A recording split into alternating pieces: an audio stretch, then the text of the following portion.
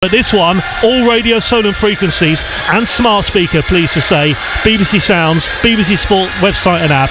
It's Southampton against Chelsea.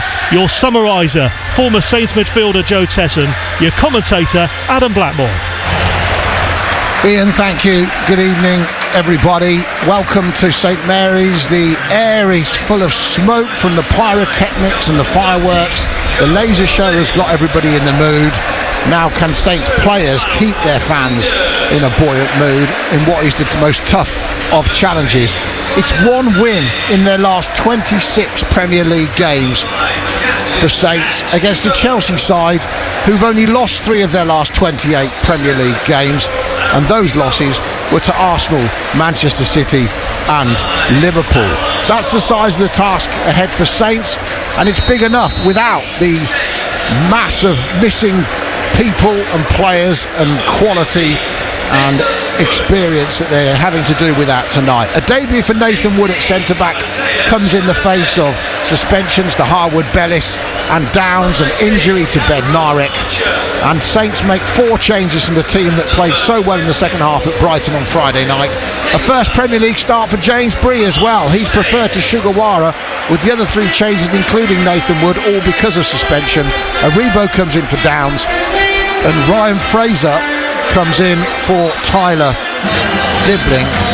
Fraser's last start was in the last home game against Liverpool. So Saints with Lumley in goal. We're yet to see if Bree or Walker-Peters play as the centre-back on the right. It could well be Bree with his height, Walker-Peters outside him. I think Fraser will be left wing-back, Wood and Stevens completing the back 5. Possibly Fernandes, Manning and Aribo in the middle of the park. Manning has played midfield before. Archer and Armstrong up front, but split, I'd imagine, for lots of the evening. Chelsea, if you thought Saints 4 was a lot, have made 7 changes, and 6 of those are just voluntary changes from the manager, given the size of his squad. Wesley Fofana got a hamstring injury against Villa on their 3-0 win against Sunday. Chelsea cantered to a win against Villa there. So Fofana misses out. Tosin comes in for him, who of course arrived as a free from Fulham in the summer. He'll play alongside Disasi, who comes back into the team.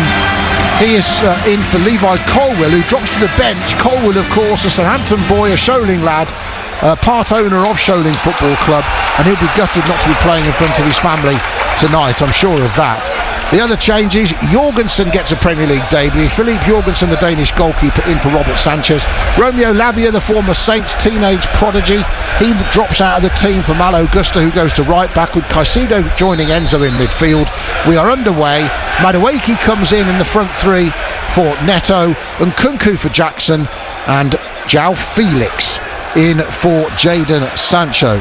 Felix, of course, a £45 million pound signing from Atletico in the summer. Madueke has been at the club since January 23. The England player, who's a £29 million signings, and they're 2 of the cheaper players in the Chelsea team tonight. Here's Jorgensen. His clearance is a little bit dodgy, the Dane, with his first touch, and it's grasped upon by James Bree. He can put some pressure on Mark Cucurella. So Chelsea playing from left to right. There's a quick foul there from Mateus Fernandes, I think it was. Was it actually Nathan Wood coming all the way up from centre-back to tackle the player that deep inside his own half? Referee then makes them go back. So the referee is Tony Harrington. Let's hope he has a better game than Robert Jones on Friday night. Solent Sport on a Wednesday night, Premier League football in December. Great fixture, Southampton against Chelsea, and Saints up against it, to say the least, but trying to get into Chelsea and upset the odds. This happens a lot in the Premier League. Let's hope it happens tonight. Fernandes chips it cleverly back to Wood. He gets a touch on halfway. There's Bree. So where's everyone started? Certainly Walker-Peters, Joe Tesson, who's over here on the left. No, Walker-Peters plays in the 3, but he's gone that's a lovely bit of passing from Saints. Fraser has it, he just checks. Would have been nicer, Joe, if he'd got the cross in. We talked about this before the game. There were actually 3 players in the box waiting for a cross, and they checked back, and that's a poor clearance, nodded down to Aribo. Back to Fraser, left-hand corner of the box. Good ball for Walker-Peters, onside, cross in the box, falls for Aribo. How has he not scored? Oh, and then the flag goes up anyway, so Joe Aribo can get over that, because the flag went up, the linesman played it on, to see what came of it. Yeah, but Joe Reba will be relieved because he's hit it straight at the goalkeeper, who's actually clutched it well. Fast start though, good pressure, putting Chelsea under all sorts of trouble. Kyle Walker-Peters was probably offside. I looked offside on that pass, but Joe Reba should have put that in. Yeah, it has to help as Gusto gets over halfway and Chelsea come forward themselves. Here's Noni Madueke. Back it goes to the right inside to Enzo, the captain. Low ball in. Good clutch by Lumley. Gathered it, and Enzo, the captain, thought he'd crossed it. And Lumley dropped on it nicely and held on to it. So bright start, end-to-end start to the game. Chelsea with that change too at the back, of course, like I said. So really it got to help Saints. Whichever way you look at it, Joe, despite the quality in the Chelsea team, it's a bit of a scratch team for them with all these changes. Yes, some of them have played in the Conference League matches, of course, and they've been very good in them. And Nkunku's playing up front, has got 10 goals in Europe and the League Cup this season. So we know they're very strong, and João Felix would make most teams in the world. So would Noni Madueke, and of course Cole Palmer's still there playing in the middle of the three with Felix to his left and Madueke to his right, and Nkunku in the middle. Here comes Archer. Archer gives it away though, taken off him too easily by Disasi, and then too lazy from Madueke really, and Manning does well. Here's Ryan Fraser, plays it to Rebo. Good first time ball out to Cameron Archer. Last time he had the ball he lost it. This time he's turned away from Madueke. Doesn't look that interested in getting too close to him on his way back, but Archer's held up 10 yards inside the Chelsea half. Below us, BBC Radio Solent Sport on a Wednesday night, 0-0, 4th minute at St Mary's. And remember, if you're listening on the radio or you're getting out of the car, you can go into your house, you can ask your smart speaker to play BBC Radio Solent. This game is live online. Just go to BBC Radio Solent on BBC Sounds online and listen if you want. 4th minute, here comes Joe Lumley from 20 yards outside his penalty area and then just launches it out of play beneath us in this itching stand. So a bright start to the game, 4 minutes gone, goalless. Saints have got deep in the Chelsea half, Chelsea have got deep in the Saints half, and I think you just got a situation, Joe, where the players are just bedding themselves in and settling down and working out what's what. It's a bit frantic at the moment. Yeah, and just go through the team. Walker-Peters plays on the left side of the three in the back, with Stevens in the middle and Wood on the right hand side. James Bree wing back on the right side and Manning wing back on the left side, and Ryan Fraser plays in midfield with Fernandes and Joe Rebo. Fernandes sitting, it seems to me, and Rebo and Fraser ahead of him, whereas when Rebo came in for Downs, and we got Archer and Armstrong up front. Yeah, no, that's a brave ball from Stevens. It did rather take out Christopher Nkunku, but it was a risk. That was a risky pass, very close, by the way. I'm not sure he saw him, to be honest. 5th minute, it wasn't quite the thread the needle pass Lumley put in. Saints are going to invite Chelsea on here, which is risky because they press very well, and like we said before the game, Maresca scored 9 against Saints last year, so he knows how to beat Saints game. It's whether Saints can adapt and whether they can up the game. Here's Adam Armstrong from a great crossfield ball, skips away from Cucurella. Fraser in that central role, puts it out on the right wing. Breeze there, low ball in, blocked away in the end.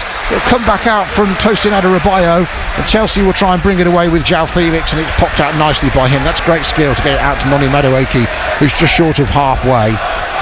Chelsea 3rd before the midweek games, of course, 25 points. Saints bottom of the pile, 5 points. And of course Leicester winning last night didn't help things for Saints, and also in the other game Palace won as well, didn't they? So that didn't help, and Saints a little bit further away from safety, Joe, than they were on Friday night. So under pressure as Chelsea win a corner on the far side. That's away to our right, the Chelsea left, and the 4th official down there, Matt Donoghue, looks a bit like Enzo Maresca, i.e. there's no hair on his head, but it is the 4th official. Yeah, they had a good chance, Adam. Long ball from Manning out to Adam Armstrong on the other side, and Cucurella slips on the first touch, and forward playing to Fraser, puts it out to James Bree, forward running, and then we cross it, but it could have been on the back post. Nathan Wood involved in the corner, blocks Palmer from getting down the side. So good start in both ends. Yeah, 6 minutes gone. It's 0-0. It's a corner to Chelsea though. And of course they've been in good form. They're 6 unbeaten. They've won the last 3 in all competitions. Here comes the corner from the left, whipped into the near post, and Lumley doesn't get there, and it goes in, and it may well have gone in off Disasi.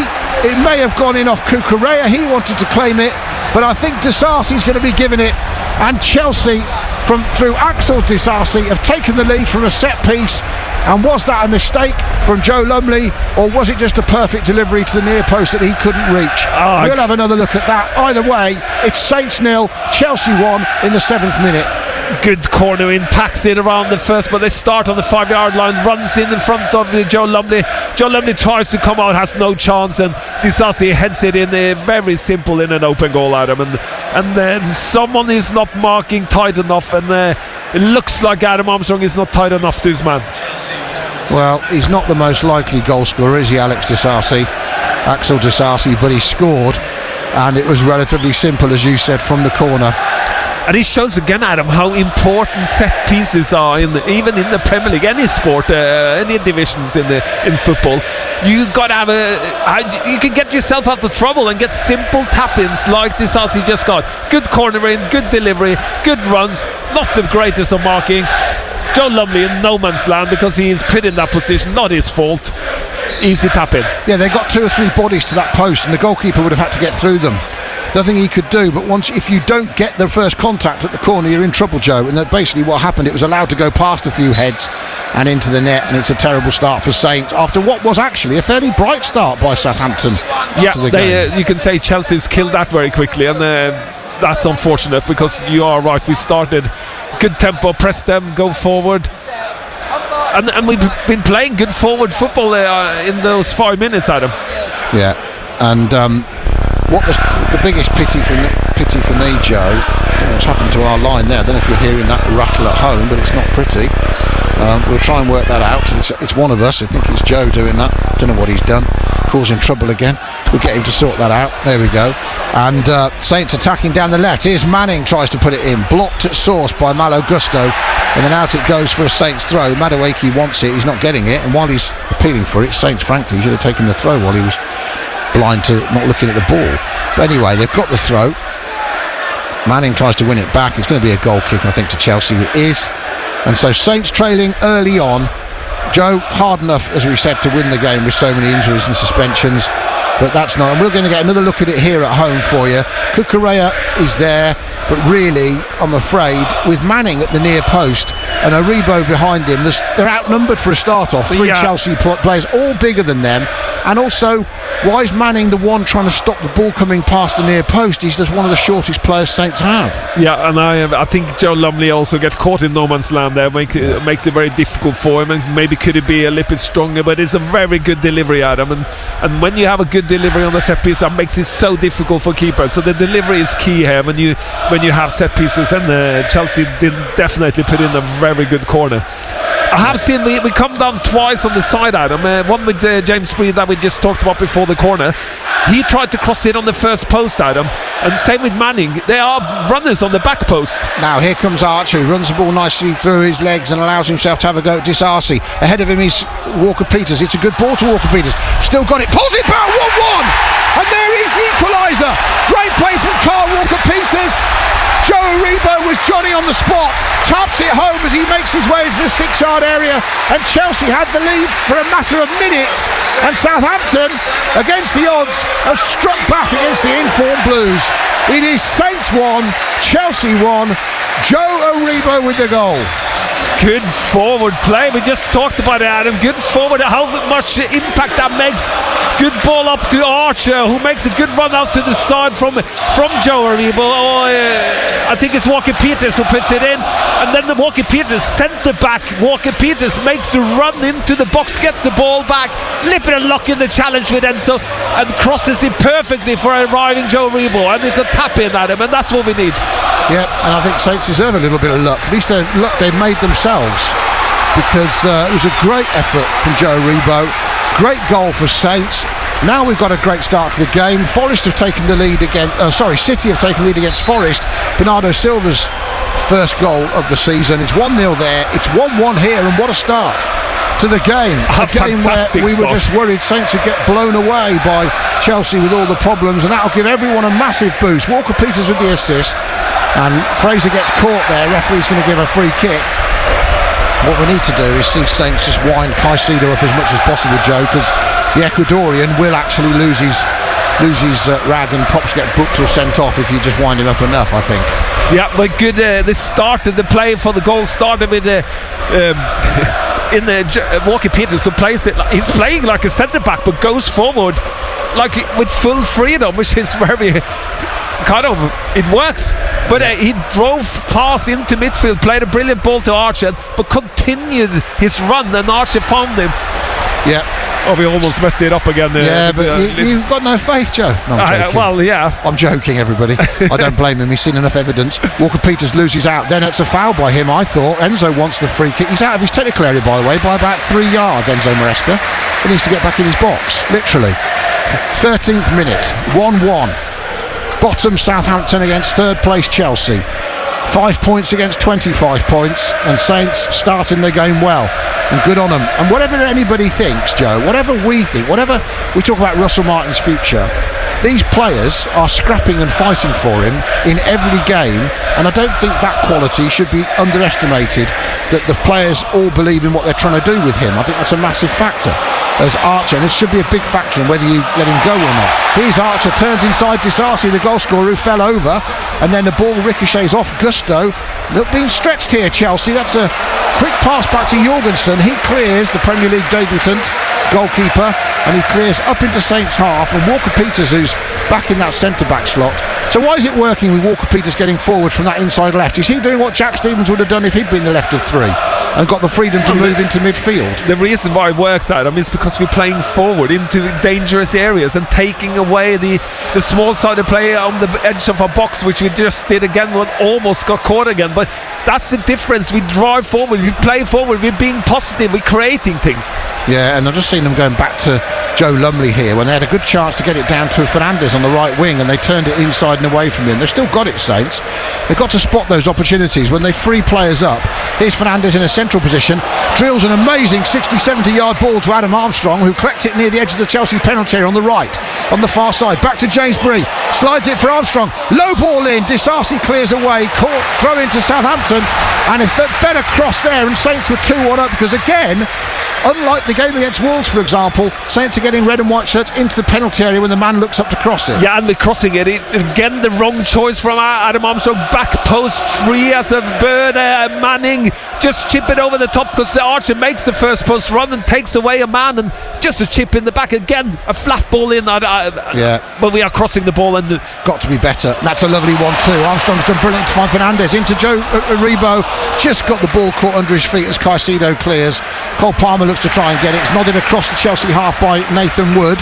On his debut, remember, 15th minute on the home of live sport across the south. BBC Radio Solent in the Premier League at St Mary's. Southampton 1, Chelsea 1. 7:30 kick-off. We don't get many of them, but we love them when we do. Saints get a free kick just inside the Chelsea half. And Southampton giving Chelsea as good as they get at the moment. On the bench, remember, for Saints, it's threadbare. McCarthy, Edwards, Sugawara, Brereton Diaz, Sulemana, Taylor, Cornet, Amo Amayor and O'Brien Whitmarsh. The Chelsea bench looks a bit stronger, Joe. Robert Sanchez, Benoit Badiashile, Levi Colwill, Pedro Neto, Nicholas Jackson, Jadon Sancho, Kieran Dewsbury Hall, Romeo Lavia and the young Portuguese Renato Veiga. It definitely costs more. I think their bench definitely costs more. In fact, one of their bench probably costs more than the Saints bench combined, I would imagine. And the stadium and everything. Yeah, Neto was only 50 odd million. Badiashile, yeah, he wasn't that much. I think he was what? Just a few pounds from Monaco. Yeah, probably. And of course, Jadon Sancho's on loan from Manchester United. They've done well to turn him back into the player, something along the lines of the player he was when he was at Dortmund. Done a good job, Enzo Maresca, there's no doubt, because I don't think cobbling a side together out of all these Chelsea players is that easy. He's a good manager, and he was a good manager at Leicester. I don't know why they didn't stay with him and took them up a division. It doesn't make any sense, does it? No. But Chelsea is probably with all the luck now, because he's managed to get all these superstars, expensive players, and the training ground must be so complicated, and how to maneuver through the training with Chelsea. He's done a brilliant job, we have to say that. Yeah. Free kick to Saints for handball, but they're giving it away, and here's Madueke. This could be 2, it should be 2, and suddenly it is 2, and Nkunku had the easiest chance just to slide it home in the rain as it comes down now at St Mary's.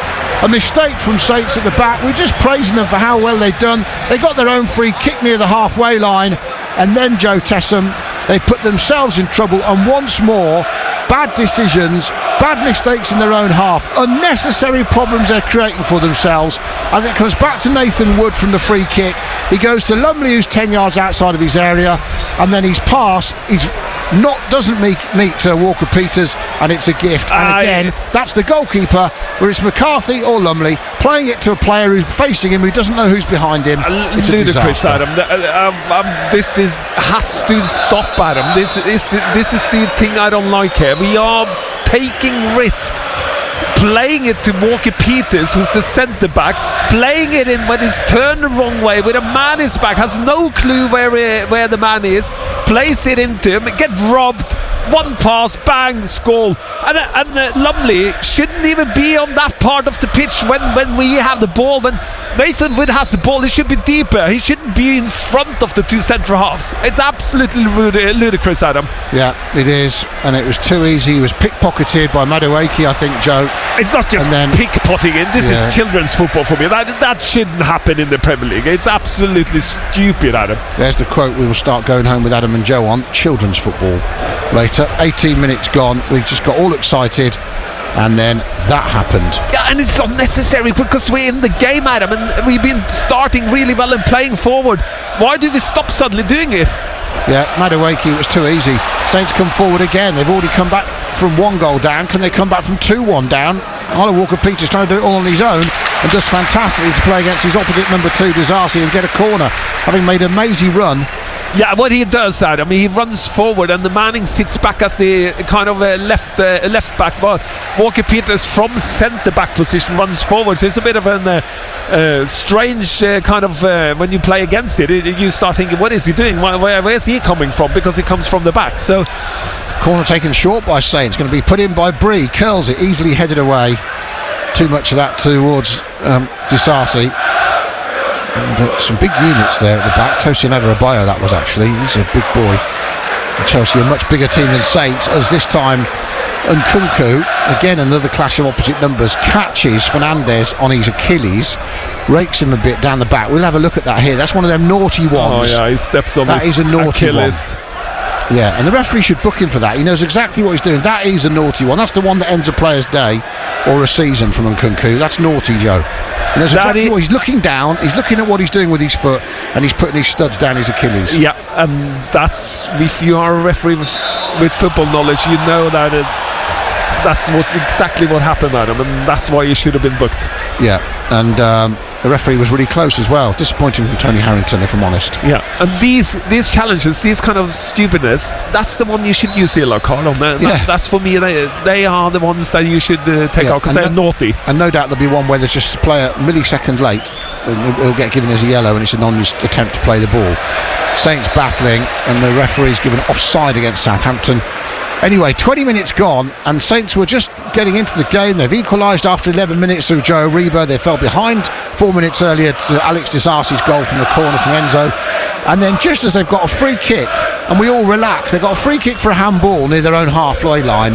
They pass the ball backwards, ultimately to the goalkeeper. Lumley plays it out from outside of his area to Walker-Peters, who doesn't know who's behind him. He gets pickpocketed by Noni Madueke, and he passes it to Nkunku, who just slots it home because Lumley still hasn't got back into his goal.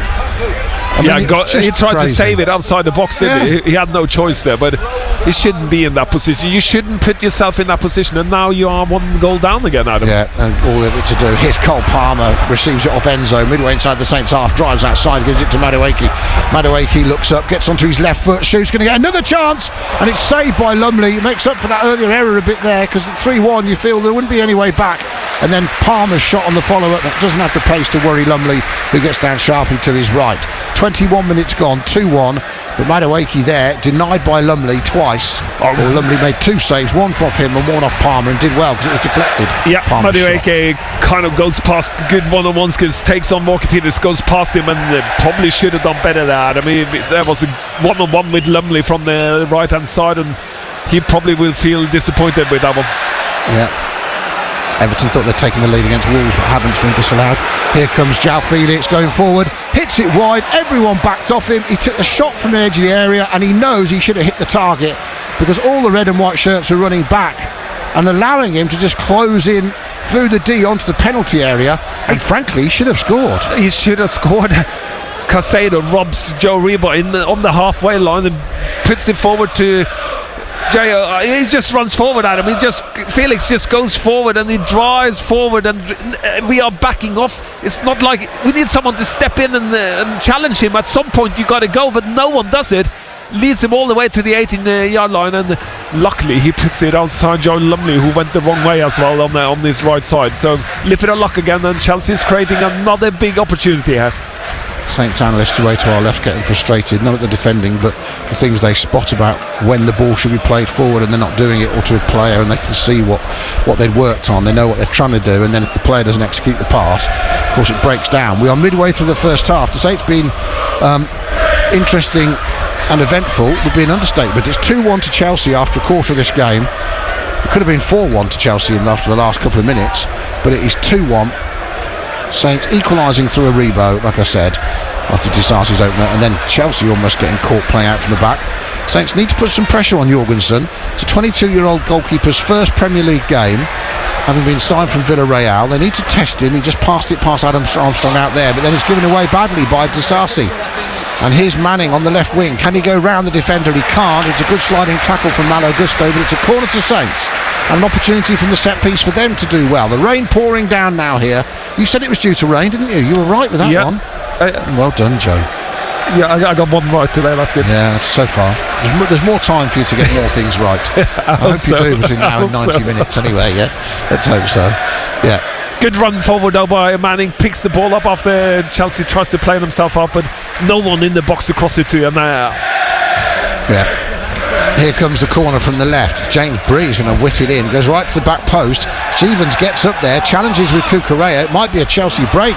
And Saints might be caught out here. How many times have we seen this from a Saints corner? All the shirts are rushing back. There's 5 blue shirts to aim at. Long crossfield ball to Palmer's brilliant. First touch is brilliant. And the save from Lumley is massive, because he's got a left hand to that. Palmer thought he's just slotting it in, and Lumley has tipped it onto the post and away for a Chelsea corner and kept it to 1 goal deficit. Oh, that is on our corner, straight up down the left hand side. Palmer makes a brilliant run from defending the corner. First touch is unbelievably good, sets him up to shoot. Lumley gets his arm up and then he saves it, Adam. It's a really, really good save by Lumley and makes up for the mistake he did earlier. 25th minute, corner to Chelsea there. They're threatening to run right here. Corner whipped in from the left, goes to the back post, hits the crossbar and goes behind. Chelsea hit the woodwork twice in the space of 30 seconds. Tosin with the second one. So from the ensuing corner they hit the woodwork, and we need to just sort out Joe's microphone. Everybody needs to keep his phone away from it. Possibly that's not helping. Oh no, Joe, what are you doing to me? Joe's having a nightmare. I might give him a different lead to try. Let's see if that helps him. And we will carry on talking. Meanwhile, I'll carry on talking. Here's Fernandes, gets away from trouble, gets tackled second time, and it's a legal challenge, says the referee. So play on. Chelsea got 5 on 3 here into the penalty area. Felix with the back heel. Stevens half stops Madueke, and then it's pushed away in the end down this left wing, and Manning gets fouled. Free kick. He's done well there, and hopefully Joe's microphone and mic lead are not making strange burping noises now, and he can talk. Are you feeling all right there? How's your technicals gone? Are you going okay there, mate? Yeah, I'm multitasking. I'm doing everything. Again, we give the ball away as well, Adam, and it causes ourselves another opportunity for Chelsea to kill the game off. Luckily, we get away from it. Armstrong to Aribo on halfway, and Aribo down this left with Manning now. I'm going to give Joe even a different one, because even that wasn't working the last one. We'll try something else, everybody, to get Joe working on air. Here comes Manning. Again, oh, hang on, the referee's going to foul the other way. Manning was fouled by Caicedo, but he fell down, touched the ball, and it goes to Chelsea for a handball by Ryan Manning. Chelsea have had, 4 chances since they went 2-1 up, and that's 9 minutes ago. The last 2 hitting the post and the crossbar, and Saints are living very dangerously, Joe. Yeah, Chelsea should have been probably at least one more goal up with the chances. The corner hit the bar, and hit the post with Palmer. It's going quicker, and this game could disappear for us very quicker if they start putting those chances away. And they got quickly forward again from right to left. They've moved it back inside. It comes squared infield from João Felix to Gusto, who's come forward.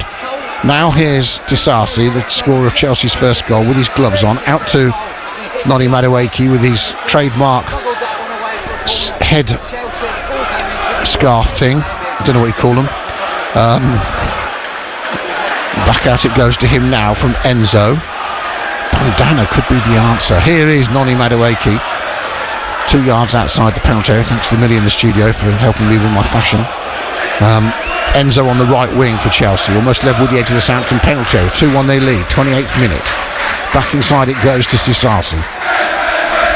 Here's Tosin Adebayo, into feet early to Palmer, tries to get it away from Nathan Wood, who scraps really well with him and then takes the ball himself because can't see a pass, holds off Cucurella and puts it out for a Chelsea throw. But at least Nathan Wood dragged the danger away, drove down the right wing and got it out for a Chelsea throw back near halfway. One man went to Mo is the traditional Chelsea song you hear all the time, of course. And they'll be happy. 2-1 up on their travels. 4 wins already in their first 6 away games, Chelsea. Their only defeat being a 2-1-1 at Liverpool, 2-1 defeat at Liverpool. Here's Enzo infield to Palmer, 30 yards out, tripped by Aribo. Easy one for Tony Harrington. And I don't think Cole Palmer should be asking for a yellow card. I mean, he didn't do the old finger up shaking, but he basically was asking for it with both arms out wide, looking like Oliver looking for food in the musical.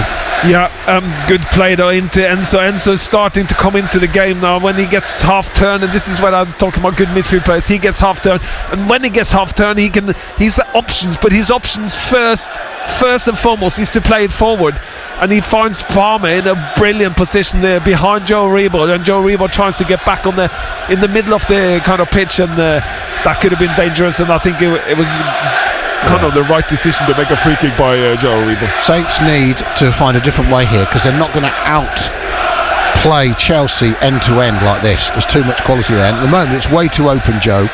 Too many chances for the Blues, and this free kick is what? Let's call it 26 yards out. I'm guessing that's about 8 from the penalty area to the ball, maybe 10. So there's 3 players who fancy it. It's just left of centre, and Palmer is over it, of course. João Felix quite fancies it. Enzo fancies it. Felix has walked away. We're approaching half an hour on BBC Radio Solent. Southampton 1, Chelsea 2. Chelsea have hit the woodwork twice in the last 5 minutes. There's a draft excluder in the form of Kyle Walker-Peters behind a 4-man wall that is on the edge of the penalty area, so it's 28 yards out. Enzo Fernandez, the captain, fancies it, hits it against the wall, which did its job, headed back towards the penalty area by Disasi, hits Cucurella and through to Joe Lumley. So half an hour gone at St Mary's in the Premier League. Saints trail. They scored their goal, they were playing well, and then an absolute shocker of a mix-up between Lumley and Walker-Peters. Another mix-up for Saints means that they find themselves 2-1 down, and now Aribo's caught in possession, but that was another dangerous one from Lumley. Aribo had nowhere to go, and he should be glad he got a free kick from Caicedo, being frankly ill-disciplined in the back of him. It'd been easy for Caicedo just to stand there and put him under pressure. But there's the ball out from Lumley, puts Aribo in all sorts of trouble, Joe. Yeah, and I'm almost like he's a little bit lucky to get a free kick there, Adam, because you are allowed to be tight as a Chelsea. I'm glad we got a free kick, but that is it's too high risk, Adam. And Aribo's running towards his own goal. He's got nowhere to go apart from back towards goal and put more pressure on the team. Lumley left him no options, and it's not Aribo's fault, but Lumley has to make a better decision. Here comes Bree. He's done well so far, I think. It's the guy on the ball that has the decision when he passes it and where he passes it. So if Joe Aribo's not on, you as the ball taker has to make that decision. Yeah, and if you can see a player like Caicedo in the back of Aribo, why would you pass it to him anyway and take that risk? Here's Stevens as Lumley gives it to him. Manning got nowhere to go, under pressure from Madueke, and the ball across the edge of the penalty area from Manning finds Wood. Saints insisting though on being patient still. Bree has it, exchanges passes with Aribo, back to Wood, back to Lumley. Now the anxiety levels go up in the stands. Lumley gets it to Stevens. Even then there's groans about relief. It's just beat the Chelsea player. And then Archer turns away from Malo Gusto, did really well, and he's sprinting down the left wing. Cameron Archer, Adam Armstrong in the box, wants it. Archer's in the box himself, gets it onto his right foot. He's not going to get the shot away. He can't get the shot away. He wants a handball. I think Fraser could have reacted quicker and actually tried to shoot that himself after Archer hit it. Well, he could have picked up the rebound. Well done, Fraser, for taking Chelsea on, by the way. Yeah, and there's a ball down the left, and Walker-Peters' cross lets him down. That was a good throw-in from Saints. They caught Chelsea cold a bit there down the left-hand side, and then the cross was poor. Then Manning gives away an easy free kick. Madueke wins it cleverly, and Saints have got to do more defending. Free kick Chelsea, 2-1 Chelsea, but that was a really good chance. Yeah, good, and they come down the side again, Adam, and then we tried to cross it, but we tried to keep it on the ground. Can we put it up in the air and have someone on the back post? The reason why we can't put it there, because there's no one there, no one runs in at them, and we kind of have to learn to be better at those moments. Force the crosser to put the ball where you're running, and sometimes if you make the run, you will get the force's attention, and he will kind of put it in the area, and it goes automatically. But we got to gamble, get in the box. 3 midfield players, the 2 strikers, got to gamble when someone comes down the side. Yeah, Archer did that. And Saints, the noise you heard was moans in the crowd from Chelsea winning another free kick. Here it goes into the penalty area to Cole Palmer. Back it goes to Madueke. The 2 young England players combined down this right hand side. It's a very young team, of course, Chelsea. Even the captain, Enzo Fernandez, been given some extra responsibility, cleverly I think, by Enzo Maresca. Fernandez is only 23. Already a World Cup winner, of course, as he gets it middle of the park from a lovely ball from Palmer. Felix has come off that right hand side. João Felix out to Noni Madueke in the box now. He's got Saints going backwards, low shot, 3-1. Madueke has his 5th Premier League goal of the season, and he's only got 1 in his last 11. Well, he's doubled that now for 12, and Chelsea have doubled their lead. They lead 3-1 here in the 34th minute. And it all came from a great early ball forward by Cole Palmer on the half turn, and it set them up, and Madueke just placed it into the corner.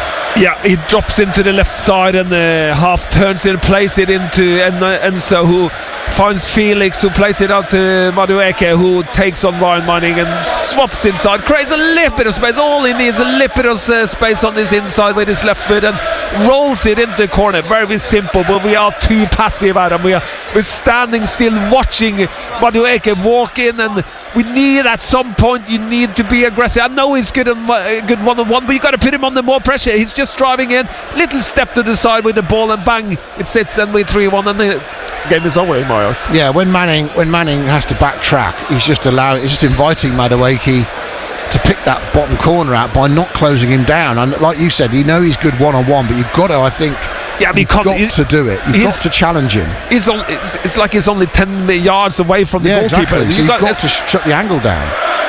I agree with you. You've got to engage him, even if he does skip past you. You've got to make him do that rather than just back off and let him pick a spot. Yeah, and you can see Chelsea has practice getting the ball, playing it into the middle, from one side to the other. So they came down with Palmer on the left side, on Chelsea's right side, turned, played it into Enzo opposite side, because they know that's the space, and they've done it several times already, Adam.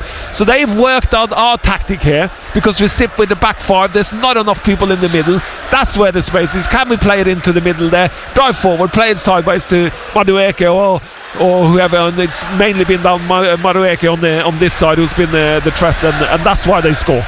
And João Felix has popped in field again, like he likes to do. He's now jogging down the middle over to the Water Saints penalty area. Madueke's rampant ball on from him to Enzo in the penalty area, pulls it back across the path, and it lands on top of the net, and that was so close. And Nkuku almost had his second from a header that's just lobbed over the crossbar in the end. He had to fetch it as well from just behind him. It was a good header, but yes, this is unfortunately starting to be, I've been writing constantly notes on Chelsea chances ever since they went 2-1 up in the 17th minute.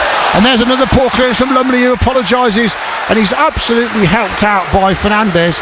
And this play, losing to Chelsea 3-1 won't annoy fans.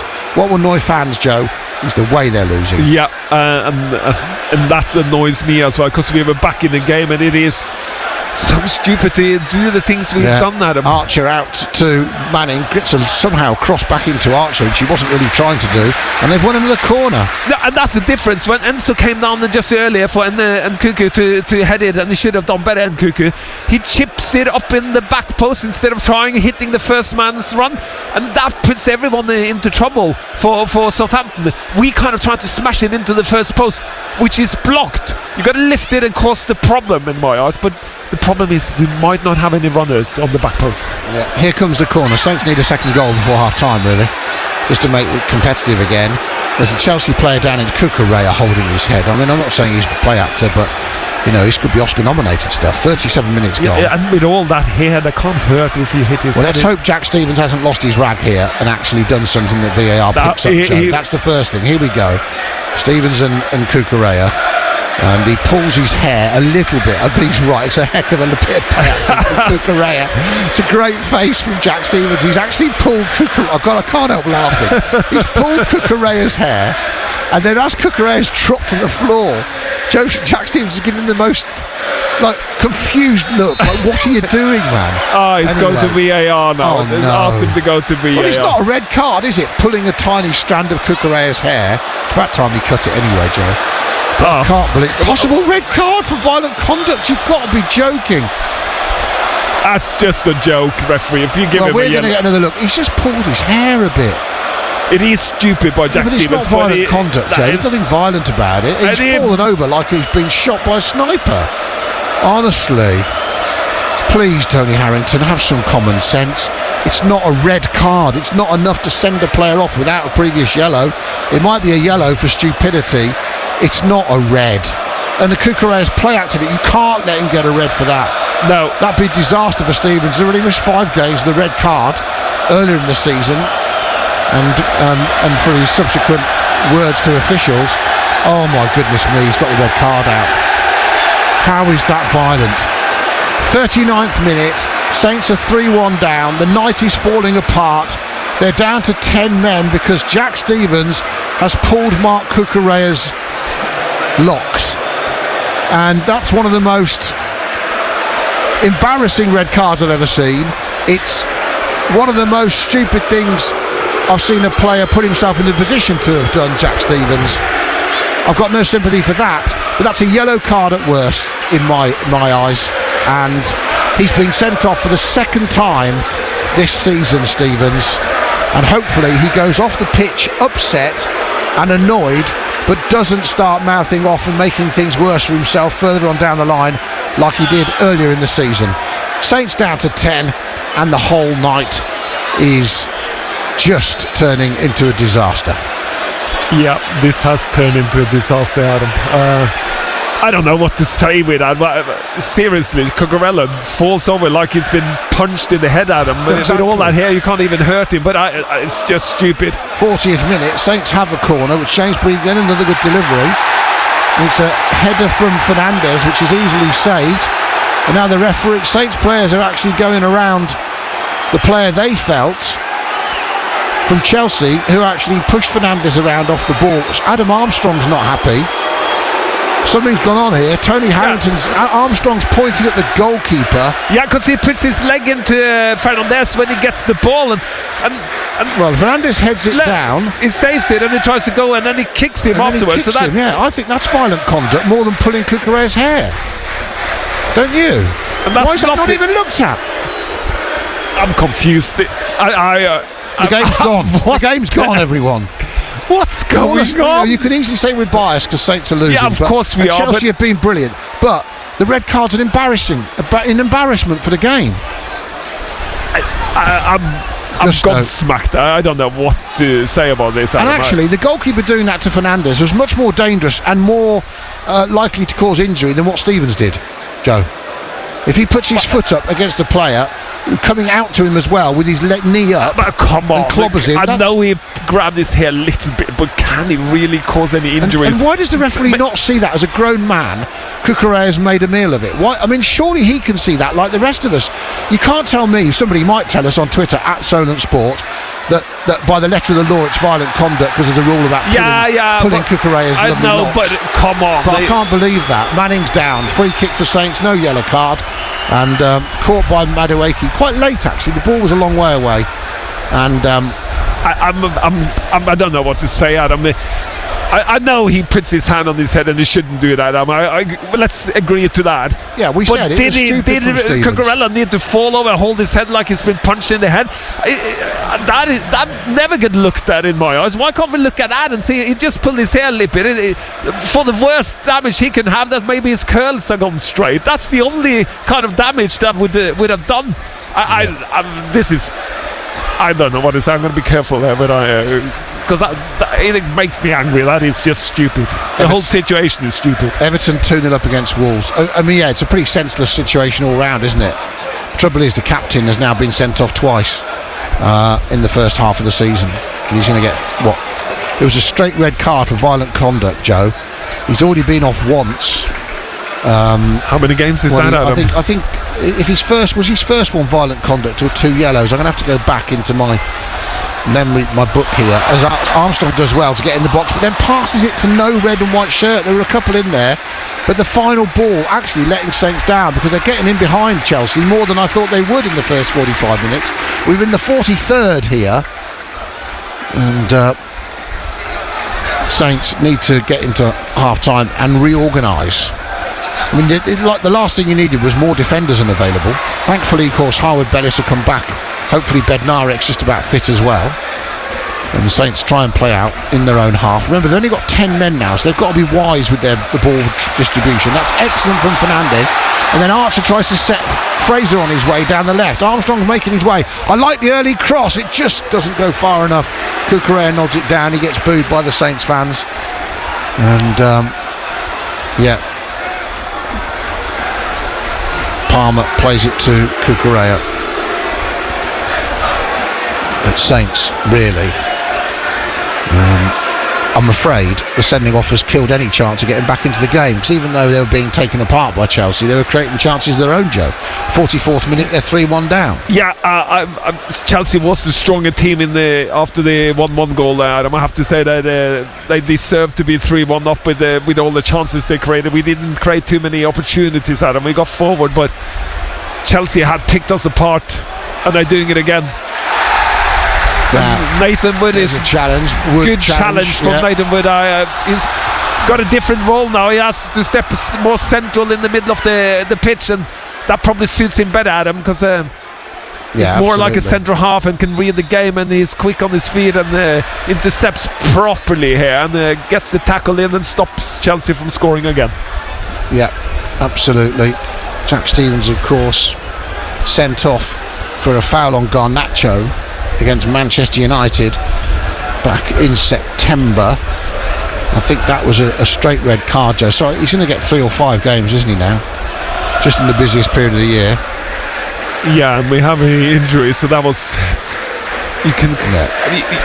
it is unnecessary, Adam. I do agree. Don't do unnecessary thing on the pitch, because you know you got VAR. They will look at it if they see it, and if it's caught by the cameras, you are now kind of in trouble. I'd love to know at the end of the game, as we go into 5 minutes of stoppage time, Saints fans, what you think of that situation. I mean, I imagine you're annoyed with Stevens for making that an option for the referee, but you surely. Do you honestly think it's a red card? Does anybody think it's a red card? Anyway, here's Fraser trying to bear down on the Chelsea penalty area, inside left. He's got Manning outside him. Saints still trying hard as an attacking team. They've done quite well, but they've just made so many mistakes at the back. They never get back into a game. They need 4 goals every time, because Lumley, having played well on Friday with his distribution, Joe, has had a nightmare tonight in the first half. Yeah, he plays himself in on the distribution on the other night, but then played himself out again. Back it goes. Saints take the corner short, and then it's swung in, the cross from Walker-Peters, and Jorgensen catches it. And when it went to 1-1, I thought, oh, I've got a game on here. Then the throw out from Jorgensen would have Felix offside. Lumley comes and clears and puts it out on halfway. Good sweeping this time from the goalkeeper, but 2 or 3 moments of bad distribution have cost Saints dear again. And we keep saying they're going to improve, and they're going to take those silly moments out of their game defensively, Joe, and we keep hoping it'll improve, but it hasn't. No, and that's the style we are playing at him, and it's costing us. Yeah, foul throw from Mark Cucurella, who's just about recovered, Joe. I think he'll need to lie down after this, after having his hair pulled. Yeah, he's got one straight here. You sort of got to laugh, everybody. Although it's really annoying and bad that Saints are down to 10 men. If you ever see it again, the way Cucurella falls and Stevens look, there's a bit of it that's funny, but it's just irresponsible of Jack in the end to put himself in that position. Here's Palmer out to Madueke, back to Cole Palmer, tries to play it across the edge of the penalty area. Oh, Saints clearance is poor from Wood, goes back out for a long range shot from Caicedo, loops in the air, still not safe. Surely Lumley's got to come and get it. And eventually it's nodded back to him, but he could have come and claimed that much earlier. Yeah, Nathan Wood did well there. Got the high ball under control and headed it back to Lumley, and I agree, Joe Lumley should have come off and made it much easier for Nathan Wood, but no Chelsea player put pressure on, so it's fine. The rain is absolutely teeming down now at St Mary's. There's a good ball from Manning into Archer and then again to Fraser. It's good football, and Armstrong this time didn't get there, and it's easy for Jorgensen. But Saints have got behind Chelsea down this left hand side 5, 6, 7, 8 times. Yeah, they have, but the crosses has been, and that was a good cross for me, because Ryan Fraser gets down, gets his leg around it and crosses it in front of the keeper where he can't get it, but there's no one there, and he lifts his arm up saying, "Where are you, Adam Armstrong? Why aren't you coming in? You can see I'm getting the ball," and he's right. You should gamble when that happens. It probably wouldn't have had the pace on it to actually get to Armstrong, but he has to make the run, Adam. If he doesn't make the run, I agree. And it's definitely not got a chance if you don't run in, and I think that's what Ryan Fraser is asking. And the thing what I'm after is that when that pass firstly goes to Ryan Fraser on the side, Adam Armstrong should sniff it and start running. That's when he should have started running. Some interesting scorelines elsewhere in the Premier League. Of course, there's 2 8-15 games. Arsenal Man U is massive, and Villa against Brentford is the other one. Saints go to Villa on Saturday. 48 minutes gone. We've got 2 minutes of stoppage time left. No one's come for that, and it's just been put wide by João Felix. That's how you arrive late from a wide position into the penalty area. The cross was teasing. Everybody left Madueke's cross, and Felix kept on going, got a touch, and almost could have got that inside the post for number 4. Yeah, and they bring it out in central of the pitch and plays it wide out to Madueke, and he cuts in on his left foot, and that's exactly cross. What Felix has read. He saw the first pass out to Madueke, starts his run, is already arriving. Madueke can see it and puts it in, and that should have been another goal out. I think Walker-Peters got a touch on that onto Felix, which might have stopped him scoring. Yeah, it might have been. I looked like he could have touched that. Yeah, Madueke, good skill just inside his own half. But Saints should keep pursuing this area on the Chelsea left between Gusto and Disasi, because they've definitely got in behind those two a number of times. We just need to get bodies in the box once they do that. Archer, for instance, if he lays it out to Fraser, who's got to then bust a gut to get in. Here's Madueke, and there's 4 or 5 Chelsea players with him, and he shoots against Manning. Corner Chelsea in the last 30 seconds of stoppage time at the end of the first half. They lead 3-1. Everton lead Wolves 2-0 at Goodison Park. Man City are 2-0 up against Nottingham Forest. They might be back to winning ways. Goals for Bernardo Silva and Kevin De Bruyne for City as the corner comes in, and Saints should clear it, and they're running it away. They don't want to clear it long. They've won the throw, and that should be it really from referee Tony Harrington. I just can't believe that the pull of the hair was a red card offence. When you look at things like the scrape down the back of Fernandez's heel is a more dangerous bit of football than the red card for Stevens, and it wasn't even booked. I'm sure it's in the rule book, Adam, but it's not even. But there should be for a scrape down the Achilles. 15 minutes played in the first half. In the end, the whistle goes. A few boos around St Mary's. Saints down to 10 men. Jack Stevens red carded. That was the low point of a half which got away from Saints the longer it went on. They went behind early, yes, to Axel Disasi's 7th minute header from Enzo's corner, but 4 minutes later, as Saints didn't let that first goal get to them, they got forward.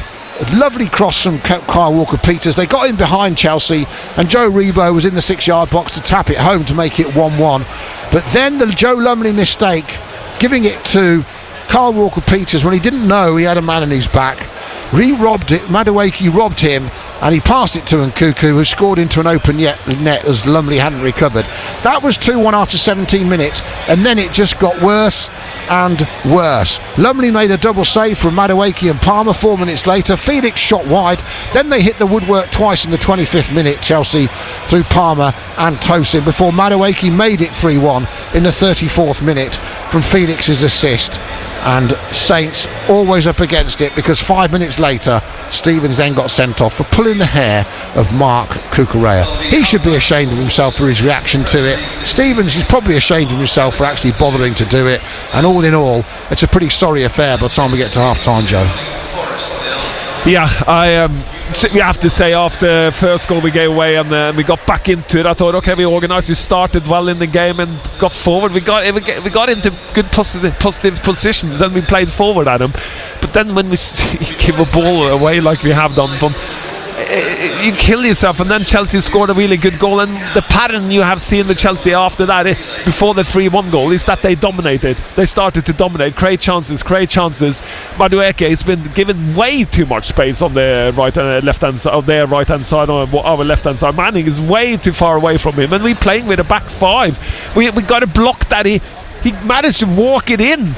He walked it in, and what the pattern in play, what Chelsea is doing, is they play it past into one side, into the middle, and then to Madueke, and that's the system they have done. They get in behind us, and that's what's causing all the problem for us.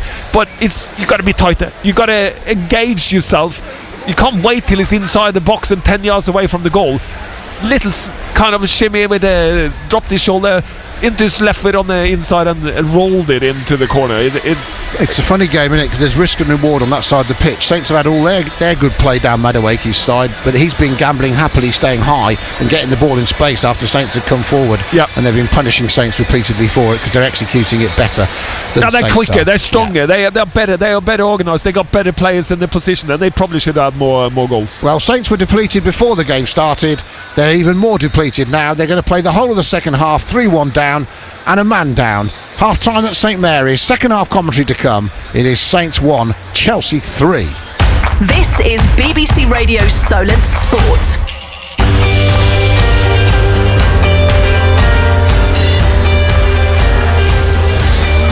Well, it's all going wrong for Southampton. Here comes the corner from the left, whipped into the near post, and Lovely doesn't get there, and it goes in. I think Disasi's going to be giving it, and Chelsea, through Axel Disasi, have taken the lead from a set piece. It's Saints 0, Chelsea 1 in the 7th minute. It's a good ball to Walker Peters. Still got it, pulls it back, 1-1, and there is the equaliser. Great play from Carl Walker Peters. Joe Aribo was Johnny on the spot, taps it home as he makes his way into the 6-yard area, and Southampton, against the odds, have struck back against the informed Blues. It is Saints 1, Chelsea 1, Joe Aribo with the goal.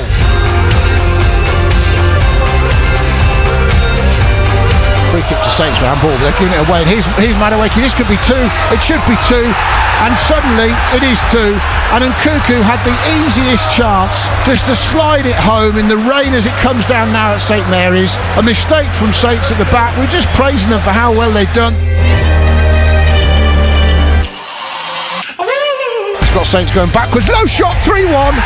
Madueke has his 5th Premier League goal of the season. Chelsea have doubled their lead. They lead 3-1 here, and it all came from a great early ball forward by Cole Palmer, and it set them up, and Madueke just placed it into the corner. And in a bizarre incident after a VAR check, Jack Stevens receiving a straight red card for pulling Cucurella's hair. JDS_Saints on Twitter says, why hasn't Cucurella tied his hair back? It's in the laws. Stephen Cross says this score could be anything. Peter Dowling says start planning for next year. Let's hear from you. What do you want to say at half time? There's loads to discuss. On the text 81333, make Solent your first word. If you want to WhatsApp, you can as well. 08000 321 333, Solent your first word. Plenty getting in touch on Twitter as well. That's another way to get in touch. Tweet us at Solent Sport, and we'll go round the grounds for scores across the country and read out all of your messages and preview tomorrow's sporting action between now and the second half on the home of live sport across the south. BBC Radio Solent Sport. They're the Christmas songs that you know and love, but have you ever wondered who were the real kids who sang with Wizard? When I told my mum and dad, they were, I don't know. And I said, if you don't let me go, I'll never speak to you again. Why the girls in Wham's last Christmas video could have been different. He didn't want me to go because George is so impossibly handsome. He said, I'll pay you not to go, because he was jealous. Or what was it like being on set in the snow in Lapland with Shakin' Stevens? Getting called onto set by an elf was, I thought, pretty amazing. The untold stories behind the festive songs you know so well. Christmas Hits Unwrapped with me, Sally Lindsay. Listen now on BBC Sounds. Ian Wilding. BBC Radio Solent Sport. Good evening from St Mary's Stadium. Half-time here. 3-1 to Chelsea. Saints down to 10 men. Goldie says after a good start, aggressive play, etc. Our keeper has a mare, being weak at the corner and then playing Martin's schoolboy tactics at the back, which is embarrassing and drains the confidence out of players. To top it off, Martin's worst ever decision, making Stevens captain, does something stupid for a so-called experienced player and has let his team down again, even though a disgrace of a decision to send him off. Martin has got to go now. His tactics don't work and we won't change, says Goldie. This text as well says, just copying and pasting my message from one of our other games this season. Why do we keep inviting pressure by playing hospital passes from goalkeeper to centre-back? Most likely way to concede another goal in the second half. In the Premier League elsewhere, it's Everton 2, Wolves 0. Ashley Young, the 39-year-old, scoring after 10 minutes. Then Tarkovsky's goal disallowed to make it 2. But then Mangala scoring 2 make it 2. That was allowed 12 minutes before half-time. Wolves could be heading for back-to-back defeats. They're not in a good way at the moment under Gary O'Neill. Everton look like they're going to be bouncing back from their heavy defeat at Manchester United. Manchester City, how they need a win. At the moment they're heading for a win. 2-0, comfortably leading at home to Nottingham Forest. Bernardo Silva and Kevin De Bruyne. De Bruyne setting up the first, while Isak has given Newcastle a 1-0 lead at home to Liverpool 10 minutes before half-time. At half-time in that game, Liverpool at the moment have a 6-point lead over Chelsea in second, the live table suggests. And here at St Mary's, Southampton 1, Chelsea 3. In the 8:15 kickoffs, quarter of an hour gone between Arsenal and Manchester United and Aston Villa at Brentford. Both of those games are goalless. In League One, Birmingham moving up to third as things stand, at home to Stockport in a playoff place. Birmingham 2, Stockport 0. Stockport had won their last 3 games before tonight. Shrewsbury moving up a place to third from bottom as things stand, have a 1-0 lead at home to Steve Bruce's Blackpool, and it's also goalless between Peterborough and Burton at half-time, or just going into half-time there. Those are 7:45 kickoffs, and also 7:45 in League 2. An all-Kent affair as Bromley Gillingham is currently goalless, and 4 goals at the moment. Doncaster did go 2-1 up at Fleetwood. Doncaster themselves right up there at the top end of the table, but Fleetwood pegging them back. It's Fleetwood 2, Doncaster 2. Plenty of text, tweets and WhatsApp messages coming in. Mick in Ryde says, why, if we the fans and you in the commentary box can see how poor we're playing out from the back, why can't Russell Martin? This has to change very soon or we are doomed. Complete farce, says Paul. Another dodgy VAR against Saints. It's not brave football. It's ridiculous playing like this every week. Thanks very much for getting in touch. And also this texter, there's a reason why Russell Martin's teams conceded 127 over the past 2 championship seasons and an average of 2 goals per game so far this season. Playing RM's tippy-tappy system gives our opponents goal after goal, but he refuses to learn. And this texter says, it's depressing being a Saints fan. Will we ever learn? So many mistakes at the back to the championship. Don't forget to put your name on your text and WhatsApp messages as well, so we can give you a mention throughout the evening. 81333 on the text, Solent your first word. WhatsApp 08000 321 333, Solent your first word. Tweet us at Solent Sport. Southampton 1, Chelsea 3 at half time. The second half just over 5 minutes away. Let's hear now though from Bournemouth winger Marcus Tavernier ahead of tomorrow night's match, which kicks off at 8:15 live on Solent Sport. He's been speaking to Jordan about the opponent's Spurs, the return of Dom Solanke and his own personal form, but they started by looking back on last weekend's 4-2 win at Wolves, which included a hat-trick of penalties for Justin Kluivert. Bournemouth's Marcus Tavernier. We'll try and speak to him soon. He's been speaking to Jordan Clark. And the Cherries at home to Spurs kicks off at 8:15 tomorrow night and will be available to listen to on the smart speaker and BBC Sounds, as well as on all Solent frequencies. Solent Sport gets underway at 6 o'clock tomorrow night for all of our build-up.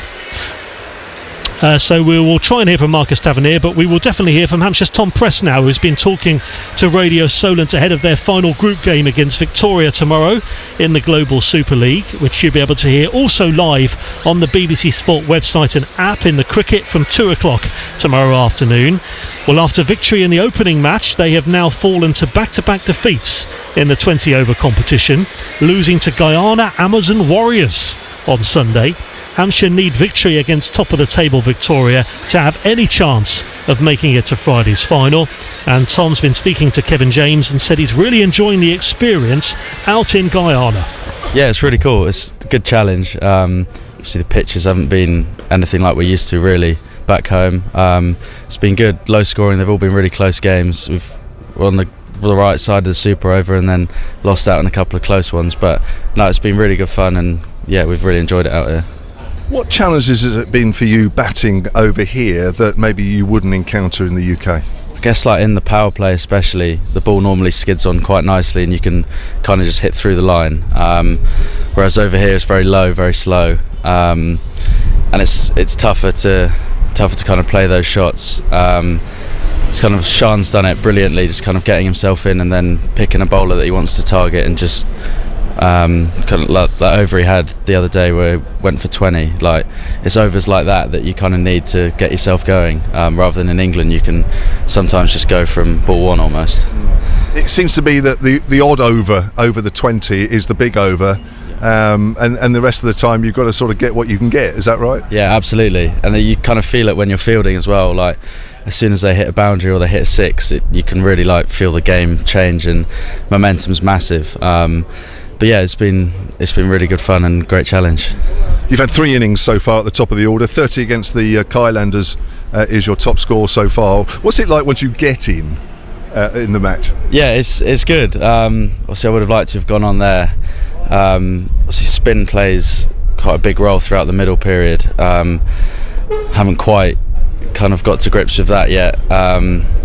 It's kind of just like we were saying earlier, just kind of try and milk it for almost like as long as you can, and then when you do get a bad ball or you fancy a bowler, then just try and take him down. But yeah, it's been tough going for all the batters really in the comp, but yeah, hopefully we've got one more game, so hopefully can put a decent score together. Yeah, and even though you've lost 2 out of 3, there is a way, isn't there, that you could still qualify for the final here. You guess you've been talking about that? Yeah, absolutely, there's still a chance. So we'll wait for what the result is tonight and then see. We might have to win convincingly against Victoria tomorrow to boost our net run rate, but yeah, we'll try, and I think Matt Funnell back home will be doing all the maths and we'll be in contact with him. So yeah, we'll try and first and foremost win the game, and then win it in a way which can hopefully get us to the final. Hampshire's Tom Press there speaking to Kevin James in cricket. Tomorrow's game between Hampshire and Victoria in Guyana, 2 o'clock in the afternoon it gets underway. Commentary on the BBC Sport website and app. Ben says Saints don't have the quality to play pet ball, and for your captain to get sent off for pulling hair is embarrassing. And another Ben Sharman, says our squad isn't good enough to compete in the Premier League and our manager doesn't learn to adapt. Total embarrassing, says Roger Keith on Twitter. So, second half commentary to come then. Southampton 1, Chelsea 3, Saints down to 10 men. Your summariser Joe Tessam, your commentator Adam Blackmore.